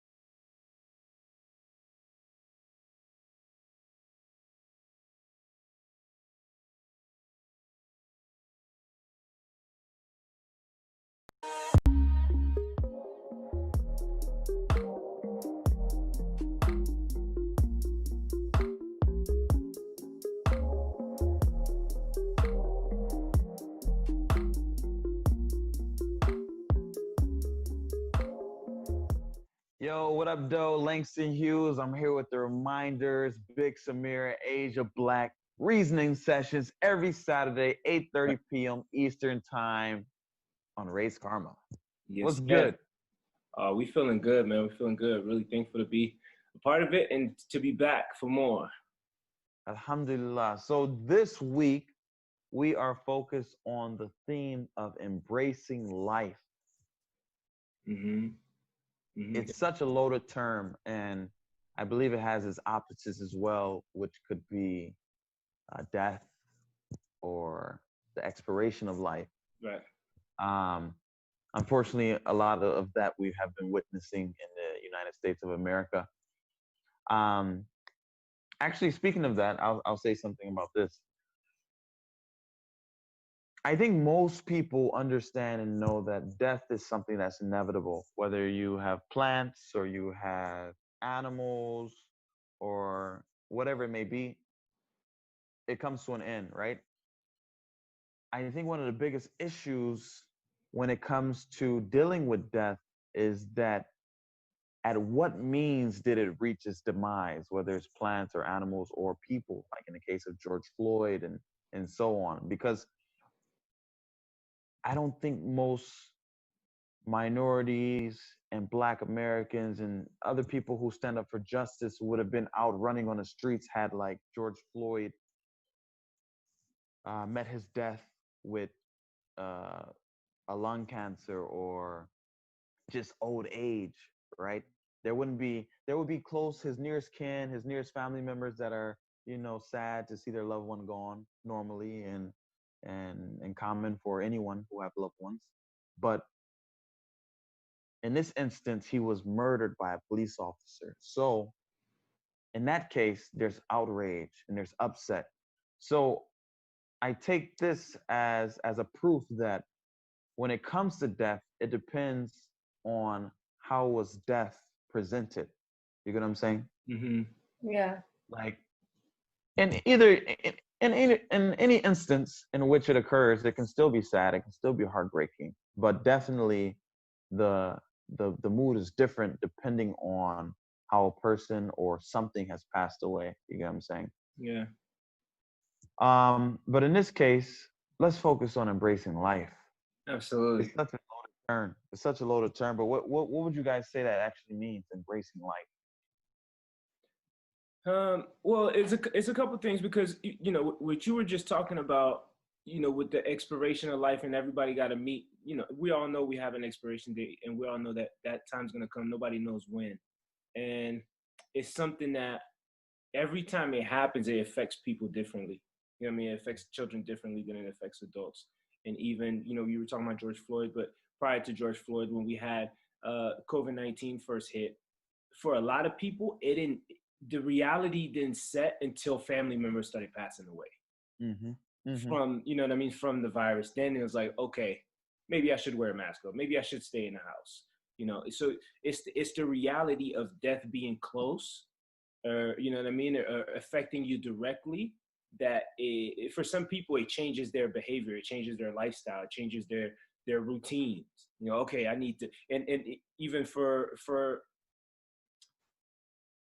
I think the older we get, the more we start to see death because of the natural the natural course of life.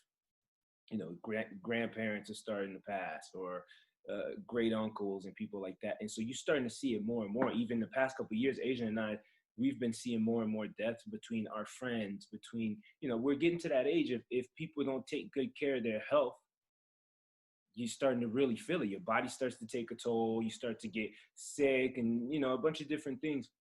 And so, unfortunately, we've been seeing, you know, every couple months just losing people. And it really affects you. It affects the way your outlook on life. It affects the way you eat, the way you move, just overall. You know what I mean? But with that, I think one of the main things I realized with one of our close friends who passed last year is that what do you leave behind, or what do you want to leave behind?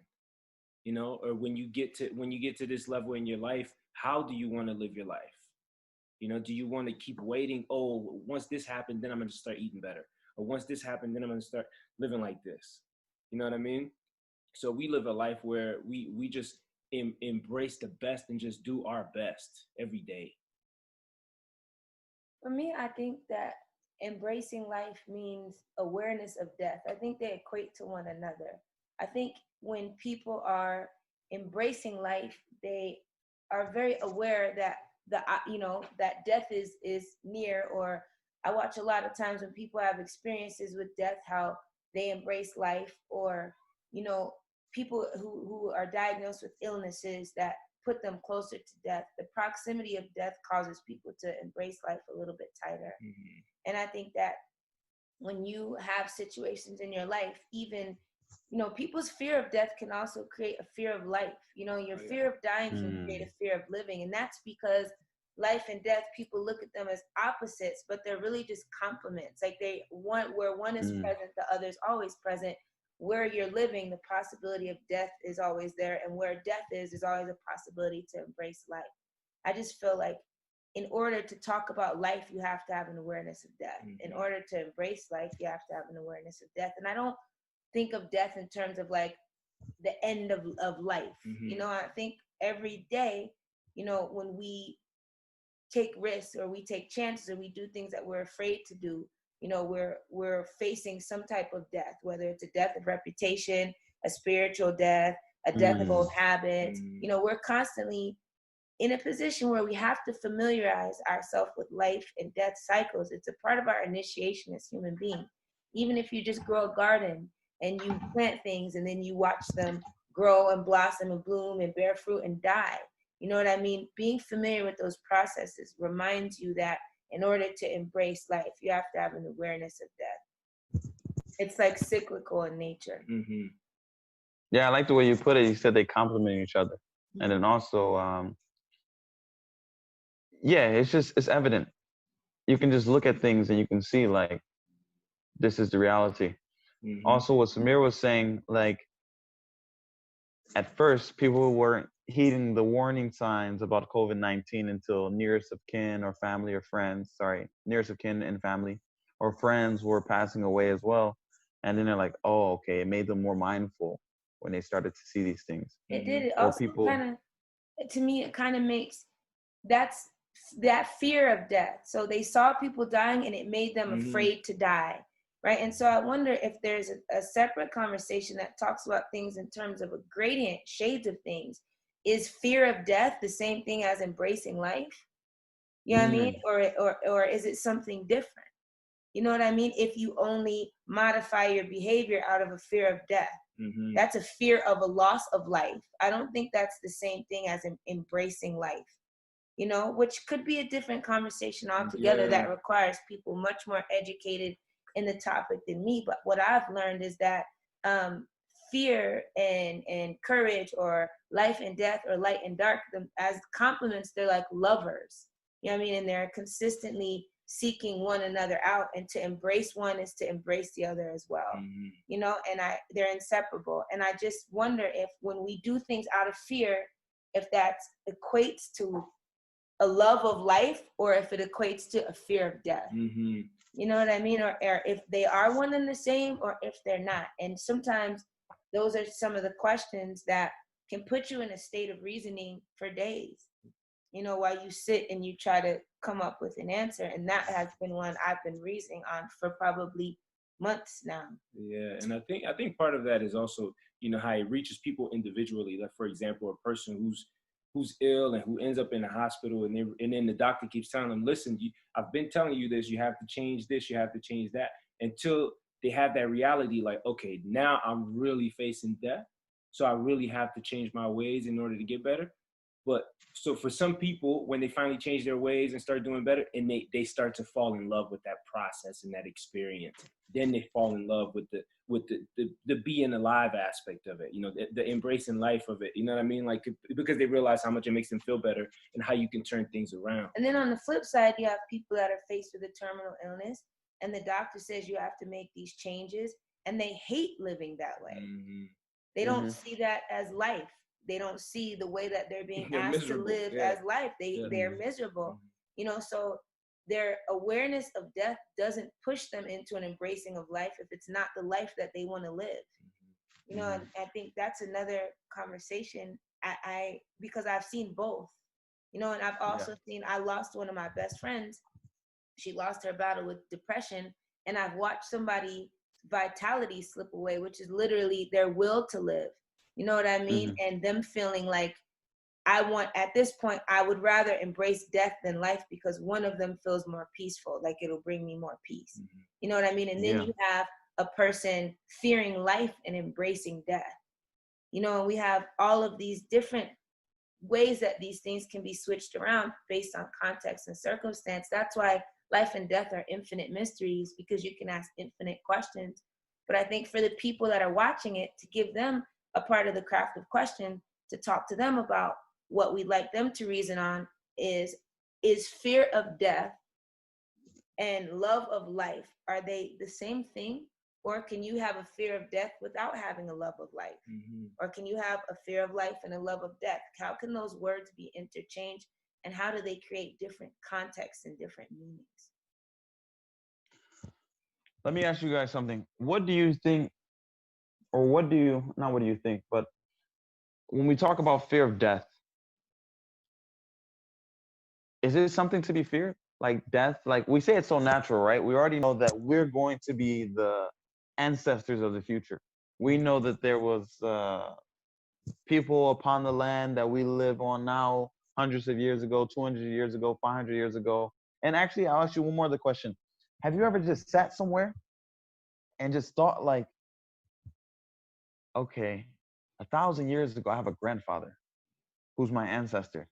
Have you ever thought about like, maybe let's say the year 323 AD? Have you ever thought like, what was my grandfather like in the year 323 or 322 AD? Has this ever occurred to you? Like that we have real ancestors. Yeah.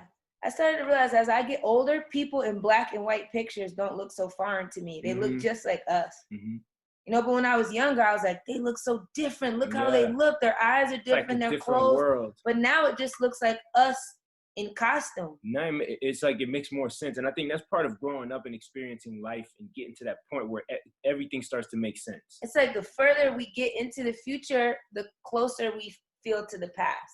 It's very weird dynamic. Like the more the further we get into the future, the closer we feel to the past. Yeah, because the more you age, you know, now you can identify more with your parents, who for every year that you get older, they do too, and they were born further back in the past. And when you become a grandparent, you're moving way further into the future than your grandparents, but you feel infinitely connected to them through your grandparentness. You know what I mean? Yeah, so like, that lineage. Man, there's been times. The more connected you feel to your past, like for sure.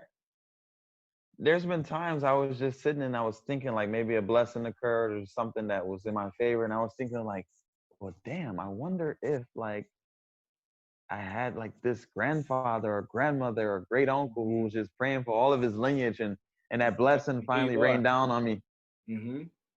And that's the thing is I remember a couple years ago, we were reflecting on being at the age where we remember our parents at this age. You know what I mean? Like I remember when my mom was this age, raising me, taking me to school, and now we're doing that. So now all of that makes more sense. Even our time as children at the time start to be clear and make more sense. But you mentioned, should we have fear of death, or what that is? I think it's more of, it's not so much fear, it's more of the mystery of the unknown, right? Where you're not really sure what's going to take place. Even the time we're living in now. Like I said, people are slowly starting to open up and calling to make plans for the future. And I can't really make plans for the future because we're not sure what's going to take place in the next six to 12 months. Mm-hmm. You know what I mean? So you kind of take it as you go. It's not a fear. It's just uncertainty. Yeah, I also think about, like, as a parent, like, or not even as a parent, just as a person that values human life very much, whether it's children's lives or the people I love's life. I've watched people who I know have a fear of death face death to protect life, right? Who, like, I could have as much of a fear of death as I want, but if there comes a choice for me between saving my own life and saving my child's life, I would choose my child's life. You know what I mean? And then it's almost like, instead of a fear of death, like running from it, I kind of turn around to it and say, I'm going to look you in the face, and while you're looking at me, let my children go. You know what I mean? And that's kind of like, it doesn't matter how much you have of a fear of death, because you know, some people describe the face of death when the time comes as the most beautiful face you've ever seen. And you're in awe of it. And some people describe death as the scariest, most hideous face they've ever seen. You know what I mean? And these are people who survive near-death encounters. And I think it's a reflection of your life and the manifestations of your fears and all of the things that we're talking about. And, you know, like I said, it's an infinite mystery, but I remember being a child, and I used to have multiple existential crises as a child. Like, I was a very strange child, I realized, and I cloaked my strangeness with the normalcies of childhood. You know, I'd ride my bike, I'd play around, I'd wild out. I was very adventurous, rambunctious, loud. And then I would get home and it would be time for bed. And, you know, my mom would read us a book, and she'd close the book and she'd say good night. And I'd say, Mom. And she'd say, what? I say, when the book is over, do all the characters die? Whoa. Or do they think they're dead? Whoa. You know what I mean? And my mom's like, oh, darling, good night. Why are you like this? Poor Samir now is the person, we turn off the lights. Good night, babe. Good night. Babe, do you think that when you are embracing life, you know, and he's like, good night, darling. It's reasoning sessions every night, bro. Good night, darling. Yo, that's real. You know, and I'm just up. But, you know, I would ask questions like that since I was a child, because I had a fear of death as a child, not a fear of death through action, but a fear that death would find me when I wasn't expecting it. You know, and I really had a great fear of that. You know, I wasn't afraid to do things. I would ride my bike and stand on one foot with my hands in the air, jump off trees. I wasn't afraid to live my life. Embracing when I thought of death, I was always afraid that death would find me when I was not living my life, like when I was asleep, or when I was just sitting down watching TV, you know, and that made me think, I have to do as many things as possible. I have to ride my bike crazy. I have to jump off things. I have to have an adventure. I have to take risks, because death can find me in the most normal of moments. And that used to be what scared me as a child. And death finding me in my home, but not coming for me and taking my mother or taking my father. You know, death violating the safety and security of my house, no matter how many locks we had on the door. You know, death and Santa Claus are the things that, you know, you're taught can just come into your house randomly in the middle of the night, you know what I mean? And give or take what they want, you know. And, Saint Nick. You know, and as a child, that used to freak me out. Like, what do you mean when we're asleep, death and Santa can both just come in here? They're the only two people that nobody would trip if they came in. Yeah, oh, I trip. Yo, you the police?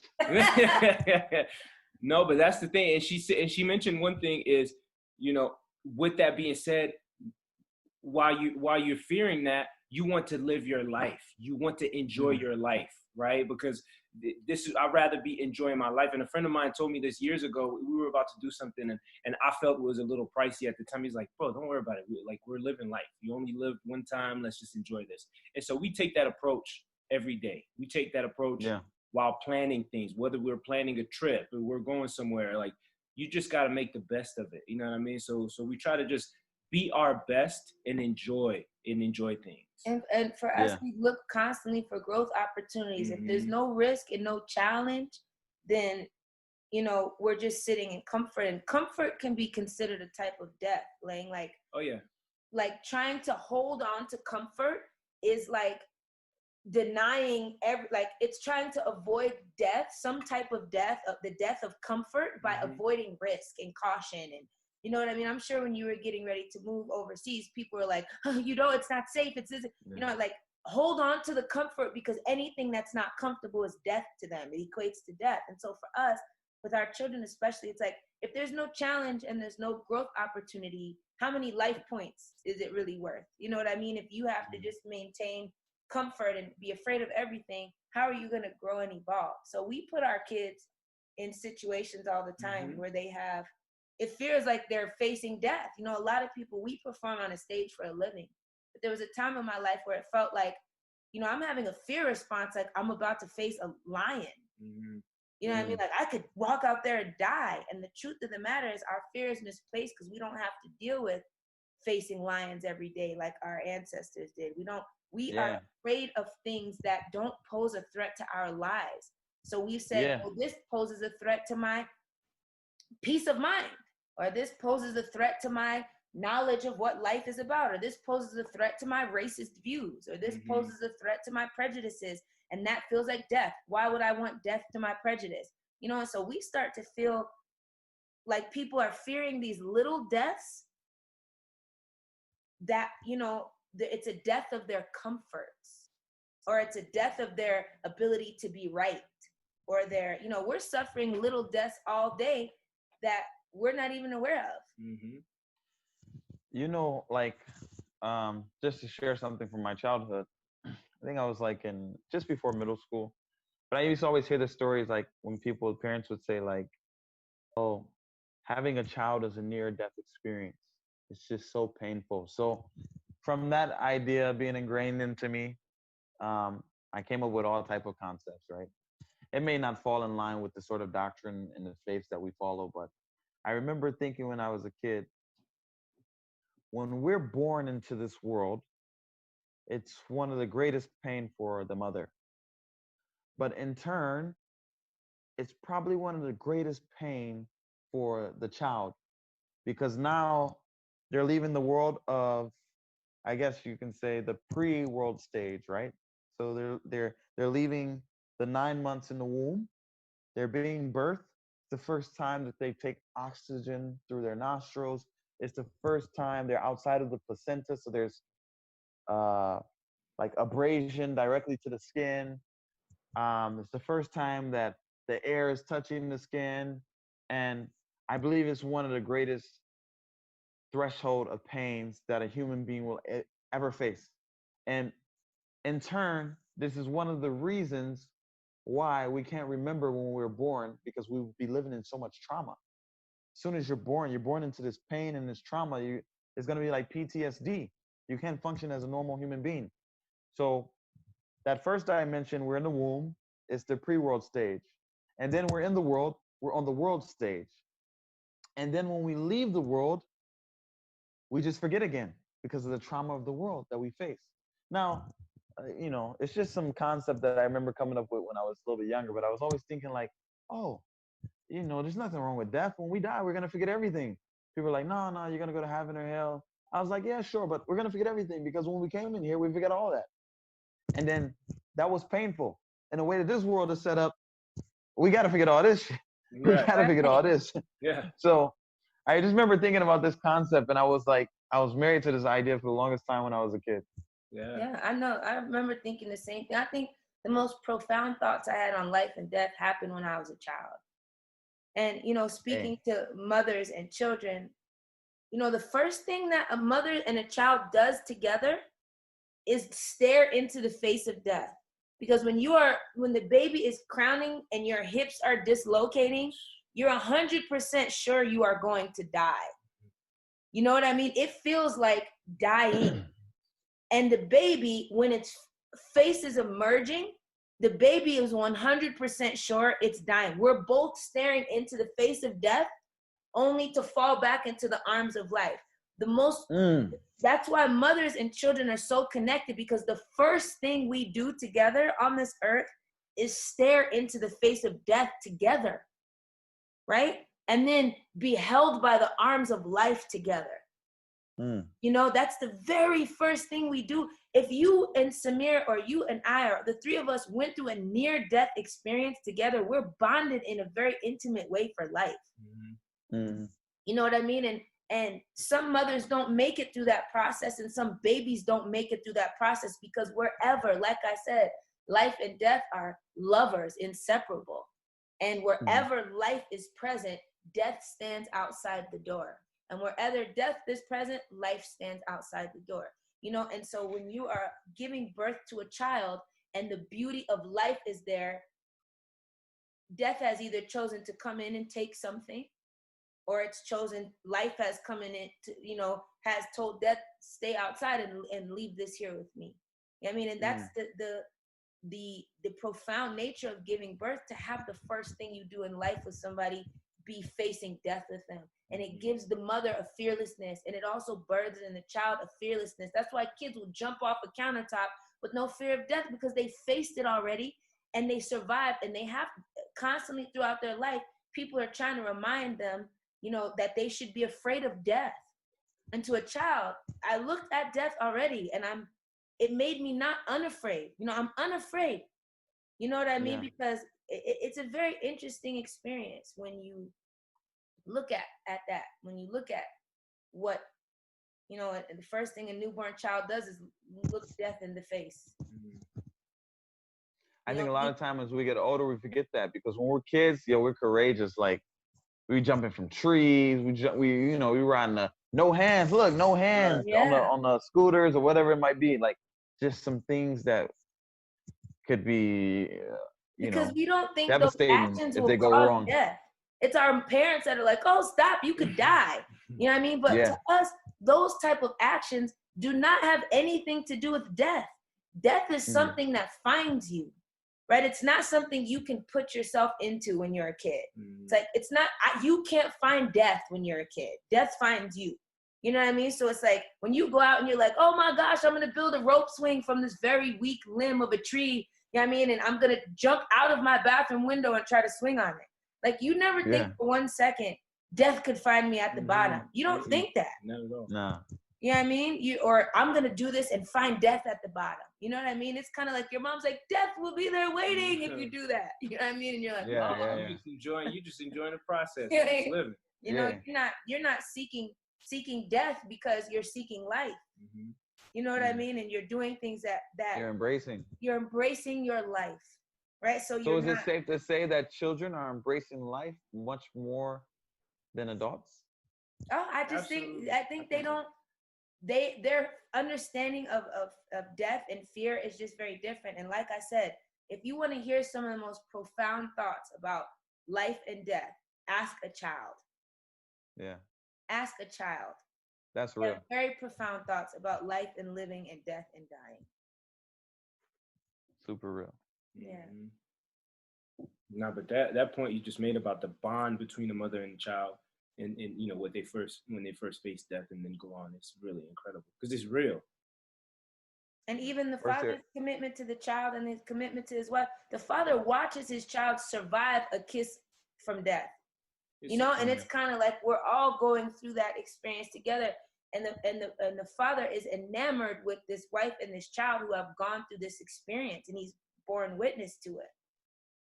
And when you're present, there's a connection there. You feel the emotion that everybody's feeling.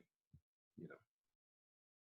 Well, the way she put it, like the mother and the child are staring face into death just to, you know, fall into the arms of life, like. That sums it up. I couldn't say it any better. Yeah. And where there's death, then there's life on the other side of the door. And when there's life, there's death on the other side of the door. Yeah. But how do you convince people, especially like people that are actually like currently facing death, whether it's a terminal illness or someone has a death sentence in prison, whatever it may be, or someone just experienced a loved one pass away. Like I never know what to say with that. Like I just learned to say, yo, my condolences, etc. I sympathize genuinely, but I never know what to say. It's a tough conversation. There's no I doubt think about it. our mistake is that something always has to be said. I mean, words are very weak. And they're very weak. They're just placeholders for things. And sometimes, I always tell people, I say the same thing. I say, I don't say I'm sorry. I don't say I wish it didn't happen. I just say, may their memory always be a source of ease and mercy for you. You know what I mean? And may every thought that you have of them fill your heart with joy and goodness. I know this is a difficult time. If there's any way that we can bring ease or mercy to your family, please let us know. And then I just let it be, because people are so uncomfortable with that because we don't like to see people. It's part of our control issues as a human being. Like, we don't like to see people sad, and we don't like to see people go through grieving processes because it makes us uncomfortable. But because I'm the same way, and I don't know if it's a guy thing, but I'm the same way in terms of I'm not sure how to approach it. Do I bring it up? Blah blah blah. And I remember a couple of years ago, we went to visit a friend of ours, and Asia asked her, how do you feel since your parents passing? And you remember that part? Yeah. And that friend said, thank you so much for asking, because I've been wanting to talk about it, but it seems like no one wants to talk about it. I've never had that since I was a child. Like, my empathy drives me to do things I think that could make other people uncomfortable, but I feel like if somebody passes away, everybody's uncomfortable talking about it. And so I just say, how are you feeling? I know this world must be so different for you without your mother. You know what I mean? And there's never been a time when somebody's like, I don't feel like talking about it. And it's never like weird times like, oh yeah, we're all at the amusement park. How's life without you? It's kind of like when I'm spending intimate time with my friends, I don't small talk my friends.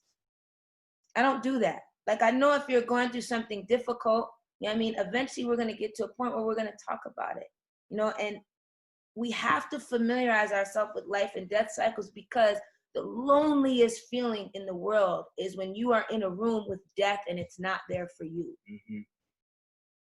It's there for somebody else, or it's already taken somebody that you were in that room with, and you're just sitting there with death, and death is not there to get you. It's just there keeping you company. It's a lonely feeling, and it's a hard feeling, and anywhere death is, people don't want to go. So you imagine if somebody died, Allah forbid, in your life, and you're sitting alone in a room and death is sitting beside you, kind of like, nobody comes into that room because they're so afraid of death that they don't have the courage to love you in those moments. They don't have the courage to be near you. You know what I mean? And that's the loneliest feeling on earth, when everybody doesn't mind saying, I'm so sorry that happened, from outside the door, but they won't step foot in the room where death is, or death was. Yeah. You know what I mean? And you can't get out of that room because you're caught up, you know what I mean, in the reality of death. And you're in this room where death was, and nobody will step foot in there. But you can't get out. And so for me, I pray to Allah to give me the courage to walk into those rooms, to face my fear of death and talking about death and seeing people experiencing death, to remind them of life and living. Just by being close, not by what I say, but just by saying, you know what, I love you enough to come into this room and sit with death with you. That's a true act of courage and friendship. That is a true act of courage, to sit in a room where death was with your friend. Yeah. And I remember one of the first funerals I went to as an adult. It was a good friend of ours' son, who you know, is like a nephew to me. And it didn't affect me until I actually saw the body about to go down, right? About to be put down in the earth. And that's when the reality hits. That's the point of no return, if you will. You know what I mean? That's the last sighting of it. And I broke down. Why? Because the reality hits, right? But then looking at his father not breaking down. And I remember seeing the strength, and you know, there's a process that he's going through that I'm not familiar with, especially at the time. At the time, I was bawling like a baby, and it wasn't until recently, 2 years ago, where we sat down and had a conversation, and I brought it up, and I never talked about, you know, this kid's death to his father. Same reason. Oh, I'm not sure how to bring it up. I don't know how to talk about it. And when I brought it up, he said, you know what? There's not a day that goes by that I don't mourn my son. I think about him every day. You know what I mean? And just even talking about it and bringing him up, or every now and then, like if it's if I happen to pass by that cemetery. I remember 5 years ago, I passed by the cemetery and we stopped. And I brought, you know, we only had two daughters at the time, and we stopped by just, you know, to pay our respects and make a prayer. And then I sent them a picture. Hey, we stopped by and visited your son. And he was like, thank you so much. You know what I mean? Like, you keeping that person alive that way. Yeah. And death sometimes comes with such, what you want people to do is be remembered. You want their lives to be embraced, right? Even though they're gone, even though they face death, you want their lives to be embraced. And for some reason, you know, when you're a person grieving somebody close, their memory is constantly all around you.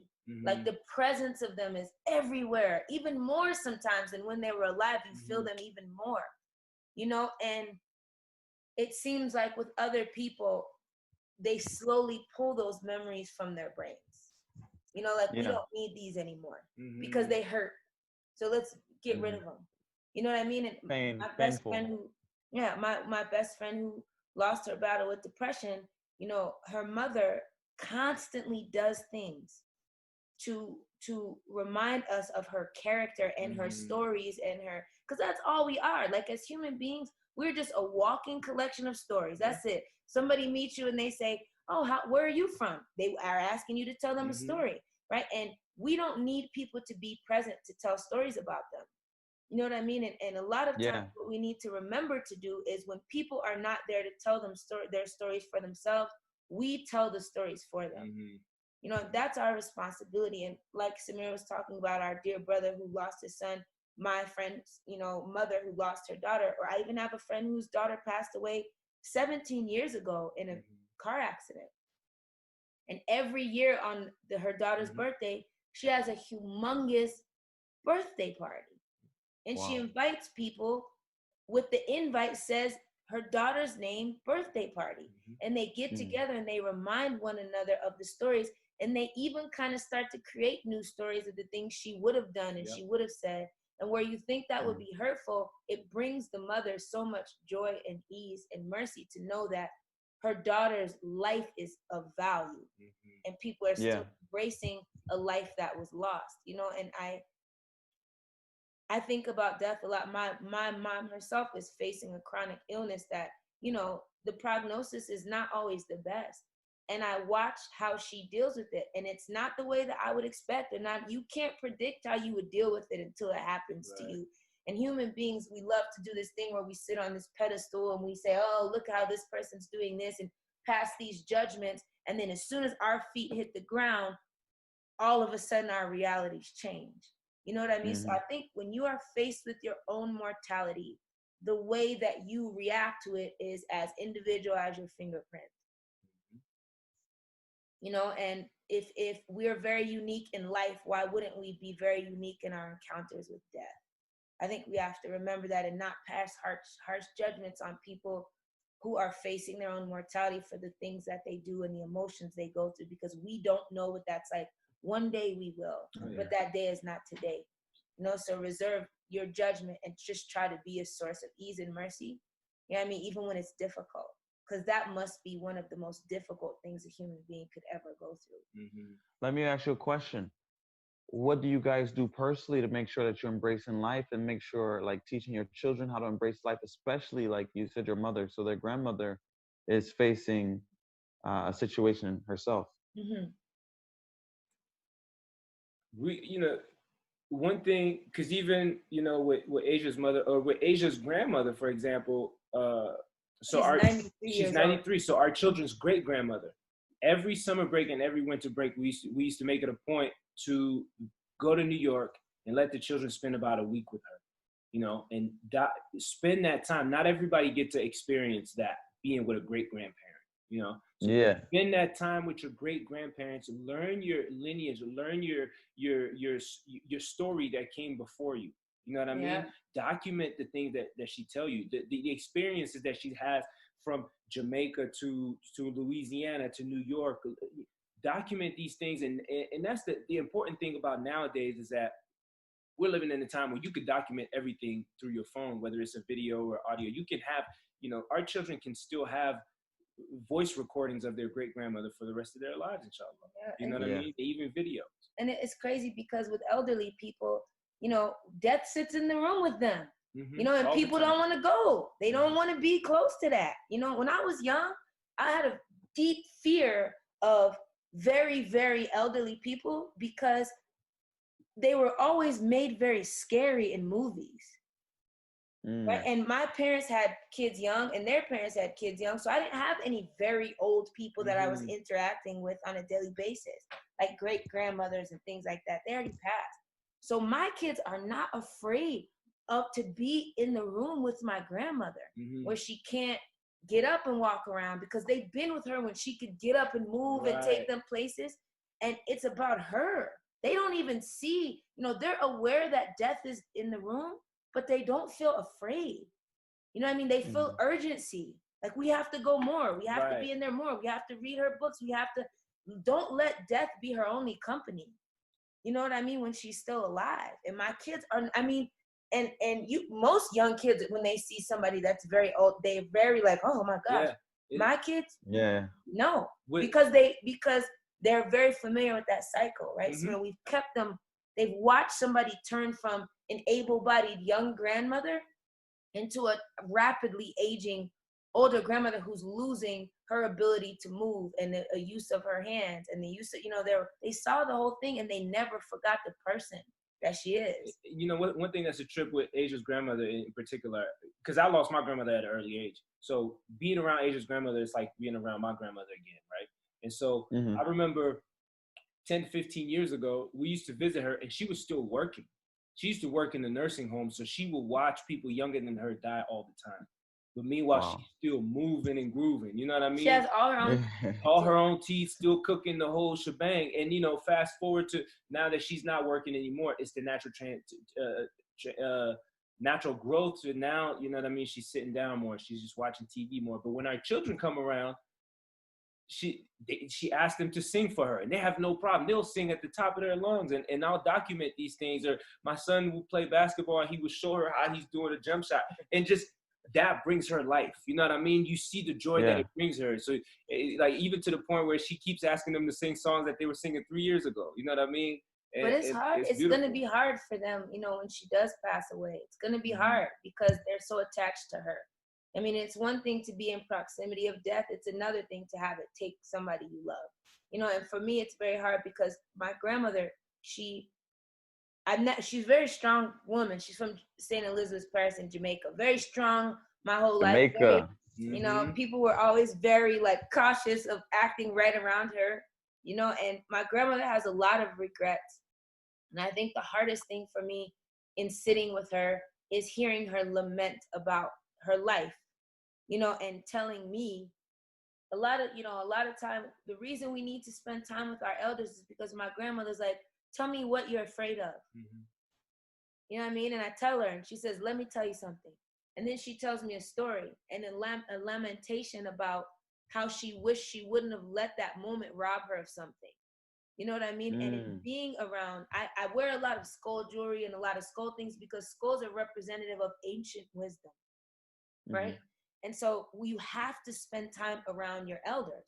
because they've done what you've done. Don't think They're the wise ones, the noble elders. They've been where you've been. They've done what you've done, you know, in a broad context. But when they tell you, you want to move to Indonesia, move to Indonesia, right? But you have some people that are so built up, they've embraced comfort for so long that they realize they've let everything else go. And my grandmother felt like she had to hold on to comfort for the safety of her children, and for what was acceptable in the community in the 1960s and 70s, and what people would reject, and what options she had, and all these things that just kept adding up.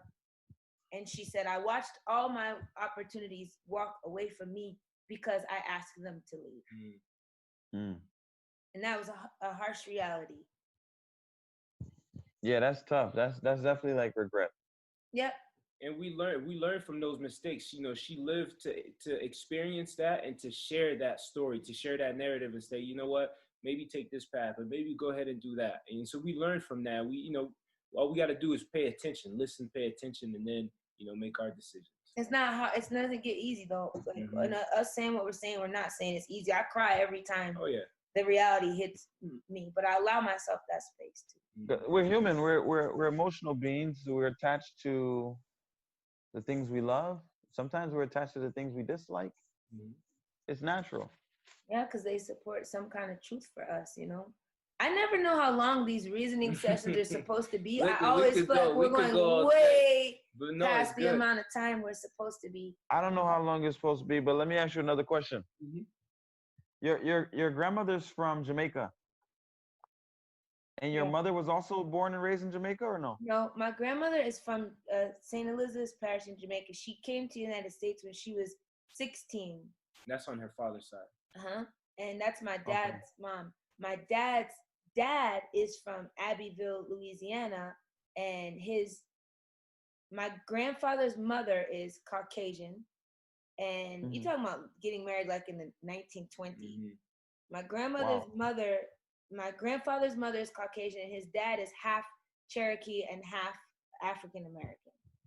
Okay, Native American and African American. Yeah, and then they had my grandfather who was half French Creole and Native American and Black, who married my grandmother who's Jamaican and had my dad. And then on my mom's side, both of her parents have passed away, unfortunately, because man, they brought so much goodness and joy and wonder into the world. But my grandfather's Dominican, and we found that out after he passed away. He's Dominican, and my grandmother is half Puerto Rican and half Black. Oh wow. I was asking you about your grandmother from Jamaica because a thought occurred since we're talking about death and life. Have you ever heard of ital? Yeah. Did your grandmother consume like an ital diet or anything? Yeah, she did. As a matter of fact, but she didn't call it ital because when my grandmother first came, she felt kind of the urge to separate herself from her Jamaican identity because it was oppressive to her.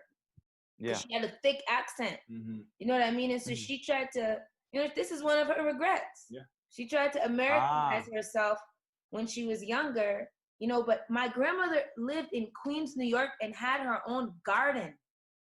Wow. Where she grew food, because that's what she always did. My grandmother would watch the amount of salt. Speaking of the garden and food, can you give the viewers, maybe some people who don't know, what ital is?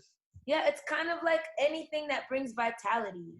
You know what I mean? It's anything you eat in a way that brings vitality. You don't consume dead things. You don't consume, you know, you eat in a way and you speak in a way that always brings life.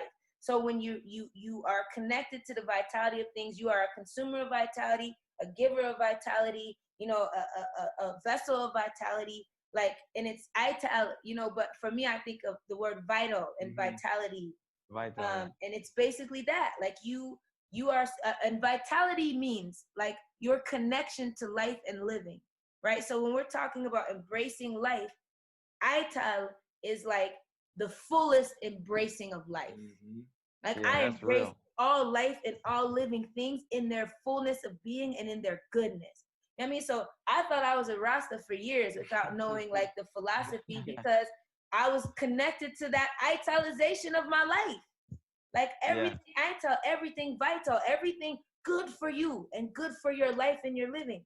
You know, my grandmother always was like that with food and with like she's 93 years old and she has her own teeth. Straight up. Yo, that's gang. She's lucid. She's not slow, or you don't have to talk to her slow. And she has her hearing. The only thing that her eyesight, the only thing that's going is you have to talk a little bit louder when you talk to her. Right. But she still cracks jokes, and she's 100% present. She still laughs a lot. But she was straight up ital. And I watched this thing where there was a woman who's a vegan. She's like 83 years old. She looks like she's like 50 years old.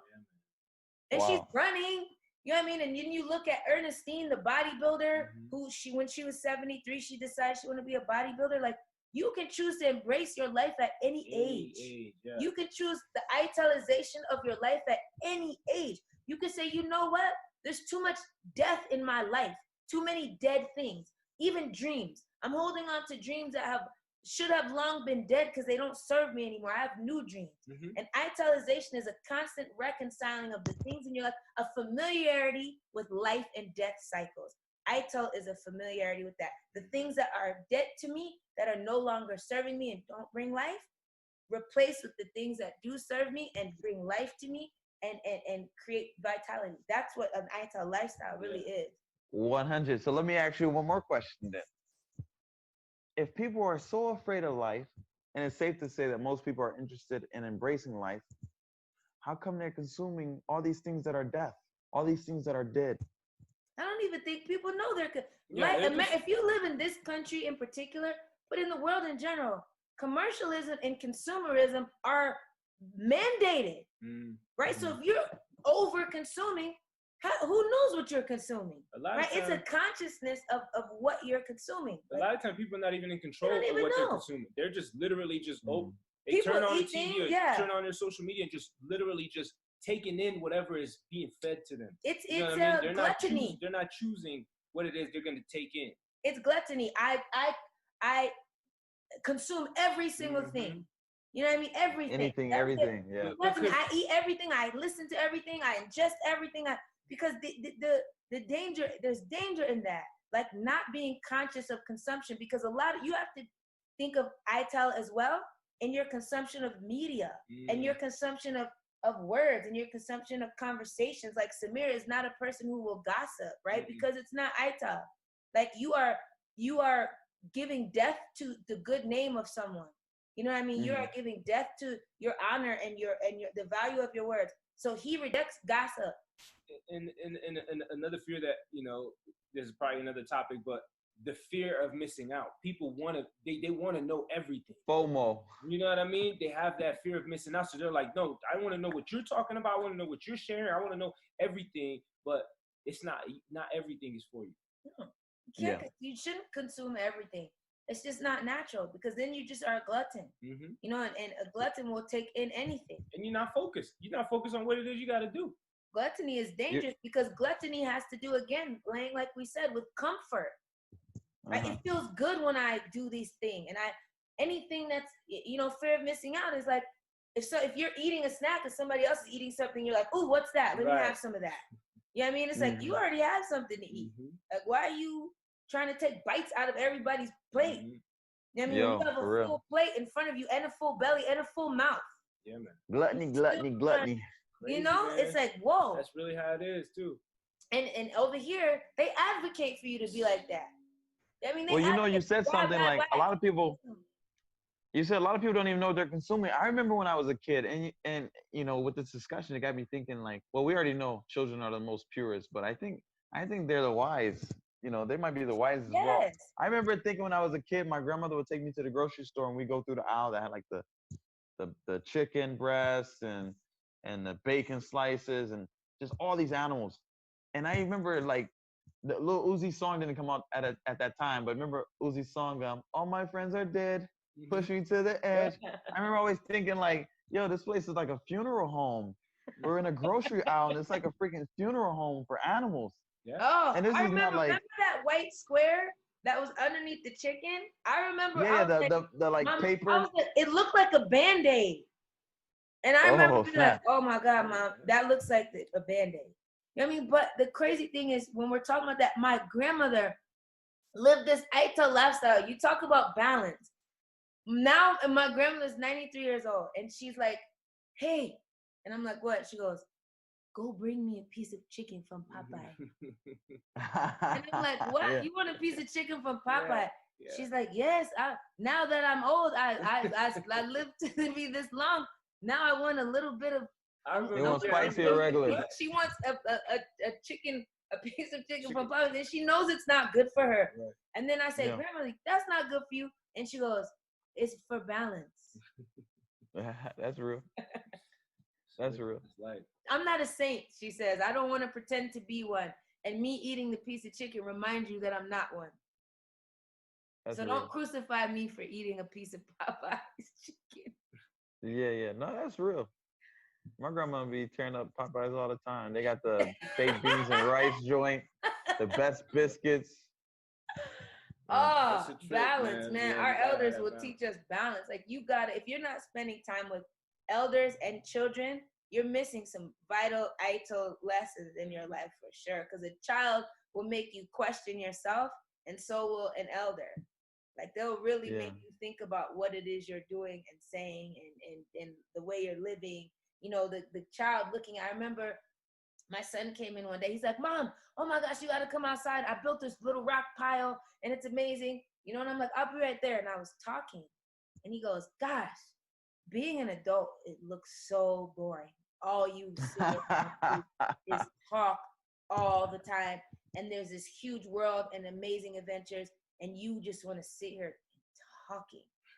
Like, he felt pity for me. Yeah. Like, your life is lame. You know what I mean? And I was like, yo, I remember looking at my parents like that. Like, why are y'all just sitting on, there's a swing over here. And you want to sit down talking? Whatever. Boring. You're like, do you? Right. Yeah. It's just looked like the lamest thing. You know what I mean? I wonder what the projection of our elders see. Like, you are the lamest, laziest thing. You're not doing nothing. Go out and live your life. Yeah. You know what I mean? Elders think we're boring and kids think we're boring too. That's why you got to. I think we just reached. What'd you say? You got to be in the moment and just enjoying your reality. Yeah, man, we forget it. But you know, my cat just jumped in the crib. My cat just jumped into the crib. We're gonna wrap it up.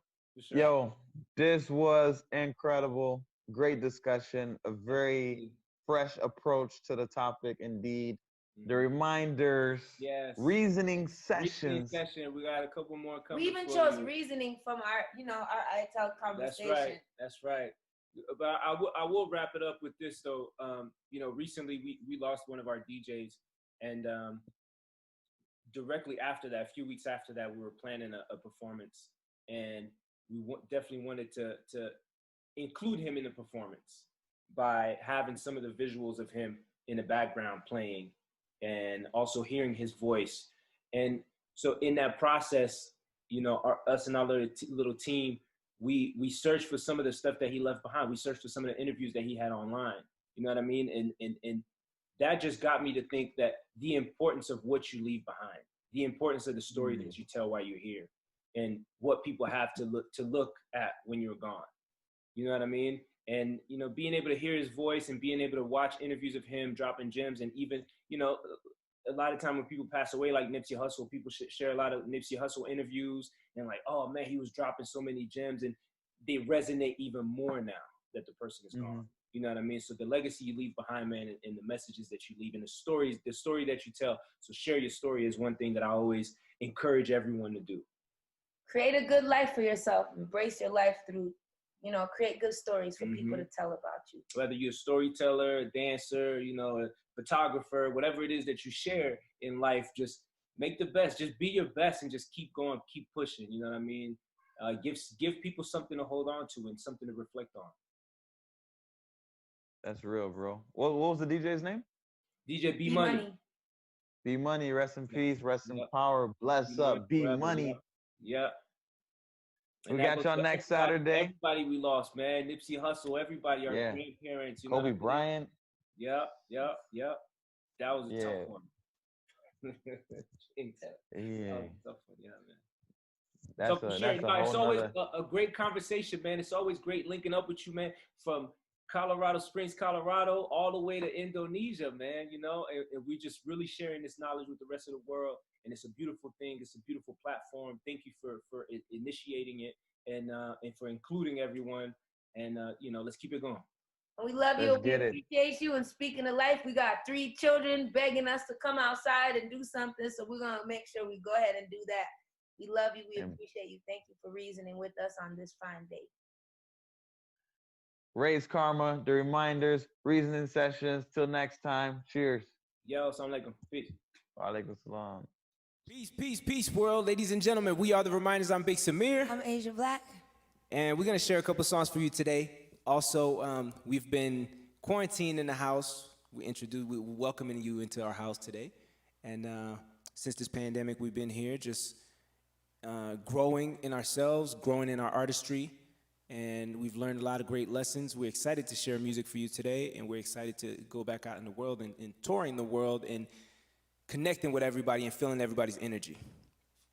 So first joint we're going to do is Foundation.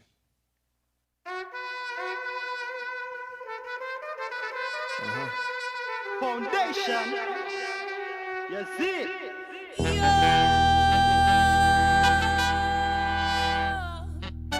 Yes, yes. You now rocking with the best. Blessed be the feet walking on sacred ground. Blessed be the sunshine. Blessed be the cloud. Foundation. Welcome to the Valley of Kings, where we willing and able to rise like burning fire, active volcanoes. Salute the rebels, poets, and people working for something greater. Self-determined and focused, empowered when all together. Take our time with every step to remember the way. Never distracted, stay connected. With each breath, we speak life into existence. You know where to find us, majestic promised land. No, it's not a dream, we manifest visions in ceremony. Last of a dying breed, lead and inspired by any means. We champions, upset a healthy survivor, destined to grow. With exceptional plans of being timeless, strong and everlasting. Only reason with the virtuous. Brick by brick, and stone by stone. Brick by brick, iron I build. Come on. Blessed be the feet walking on sacred ground. Blessed be the sunshine. Blessed be the cloud. Foundation, the mighty, mighty foundation. Nourish the spirit, the strength in the room. Stronger the soul, sweet than the fruit. Foundation, the mighty, mighty foundation. We are firm in our purpose. We never doubt if it's working. We put wings on our words. We turn our prayers into birds. We got no reason to worry. Divine time never hurries. We got futures to build for many generations to flourish. Our enemies, they assist with whispers and curses. Their intentions is dirty, cause their vision is blurry. They can't see we raising nations with patience and perseverance. The presence of Holy Spirit, no wonder the evil fear us. We shouted from the mountaintops, so everybody here, loud and clear, listen here, message made for every ear. We don't have to settle for these castles made of sand. We could build a kingdom for our people with a purpose and a plan. Lord, brick by brick, stone by stone. Brick by brick. Yo. Blessed be the feet walking on sacred ground. Blessed be the sunshine. Blessed be the cloud. Foundation, the mighty, mighty foundation. Come on. Nourish the spirit, the strength in the room. Stronger the soul, sweet than the fruit. Foundation, the mighty, mighty foundation.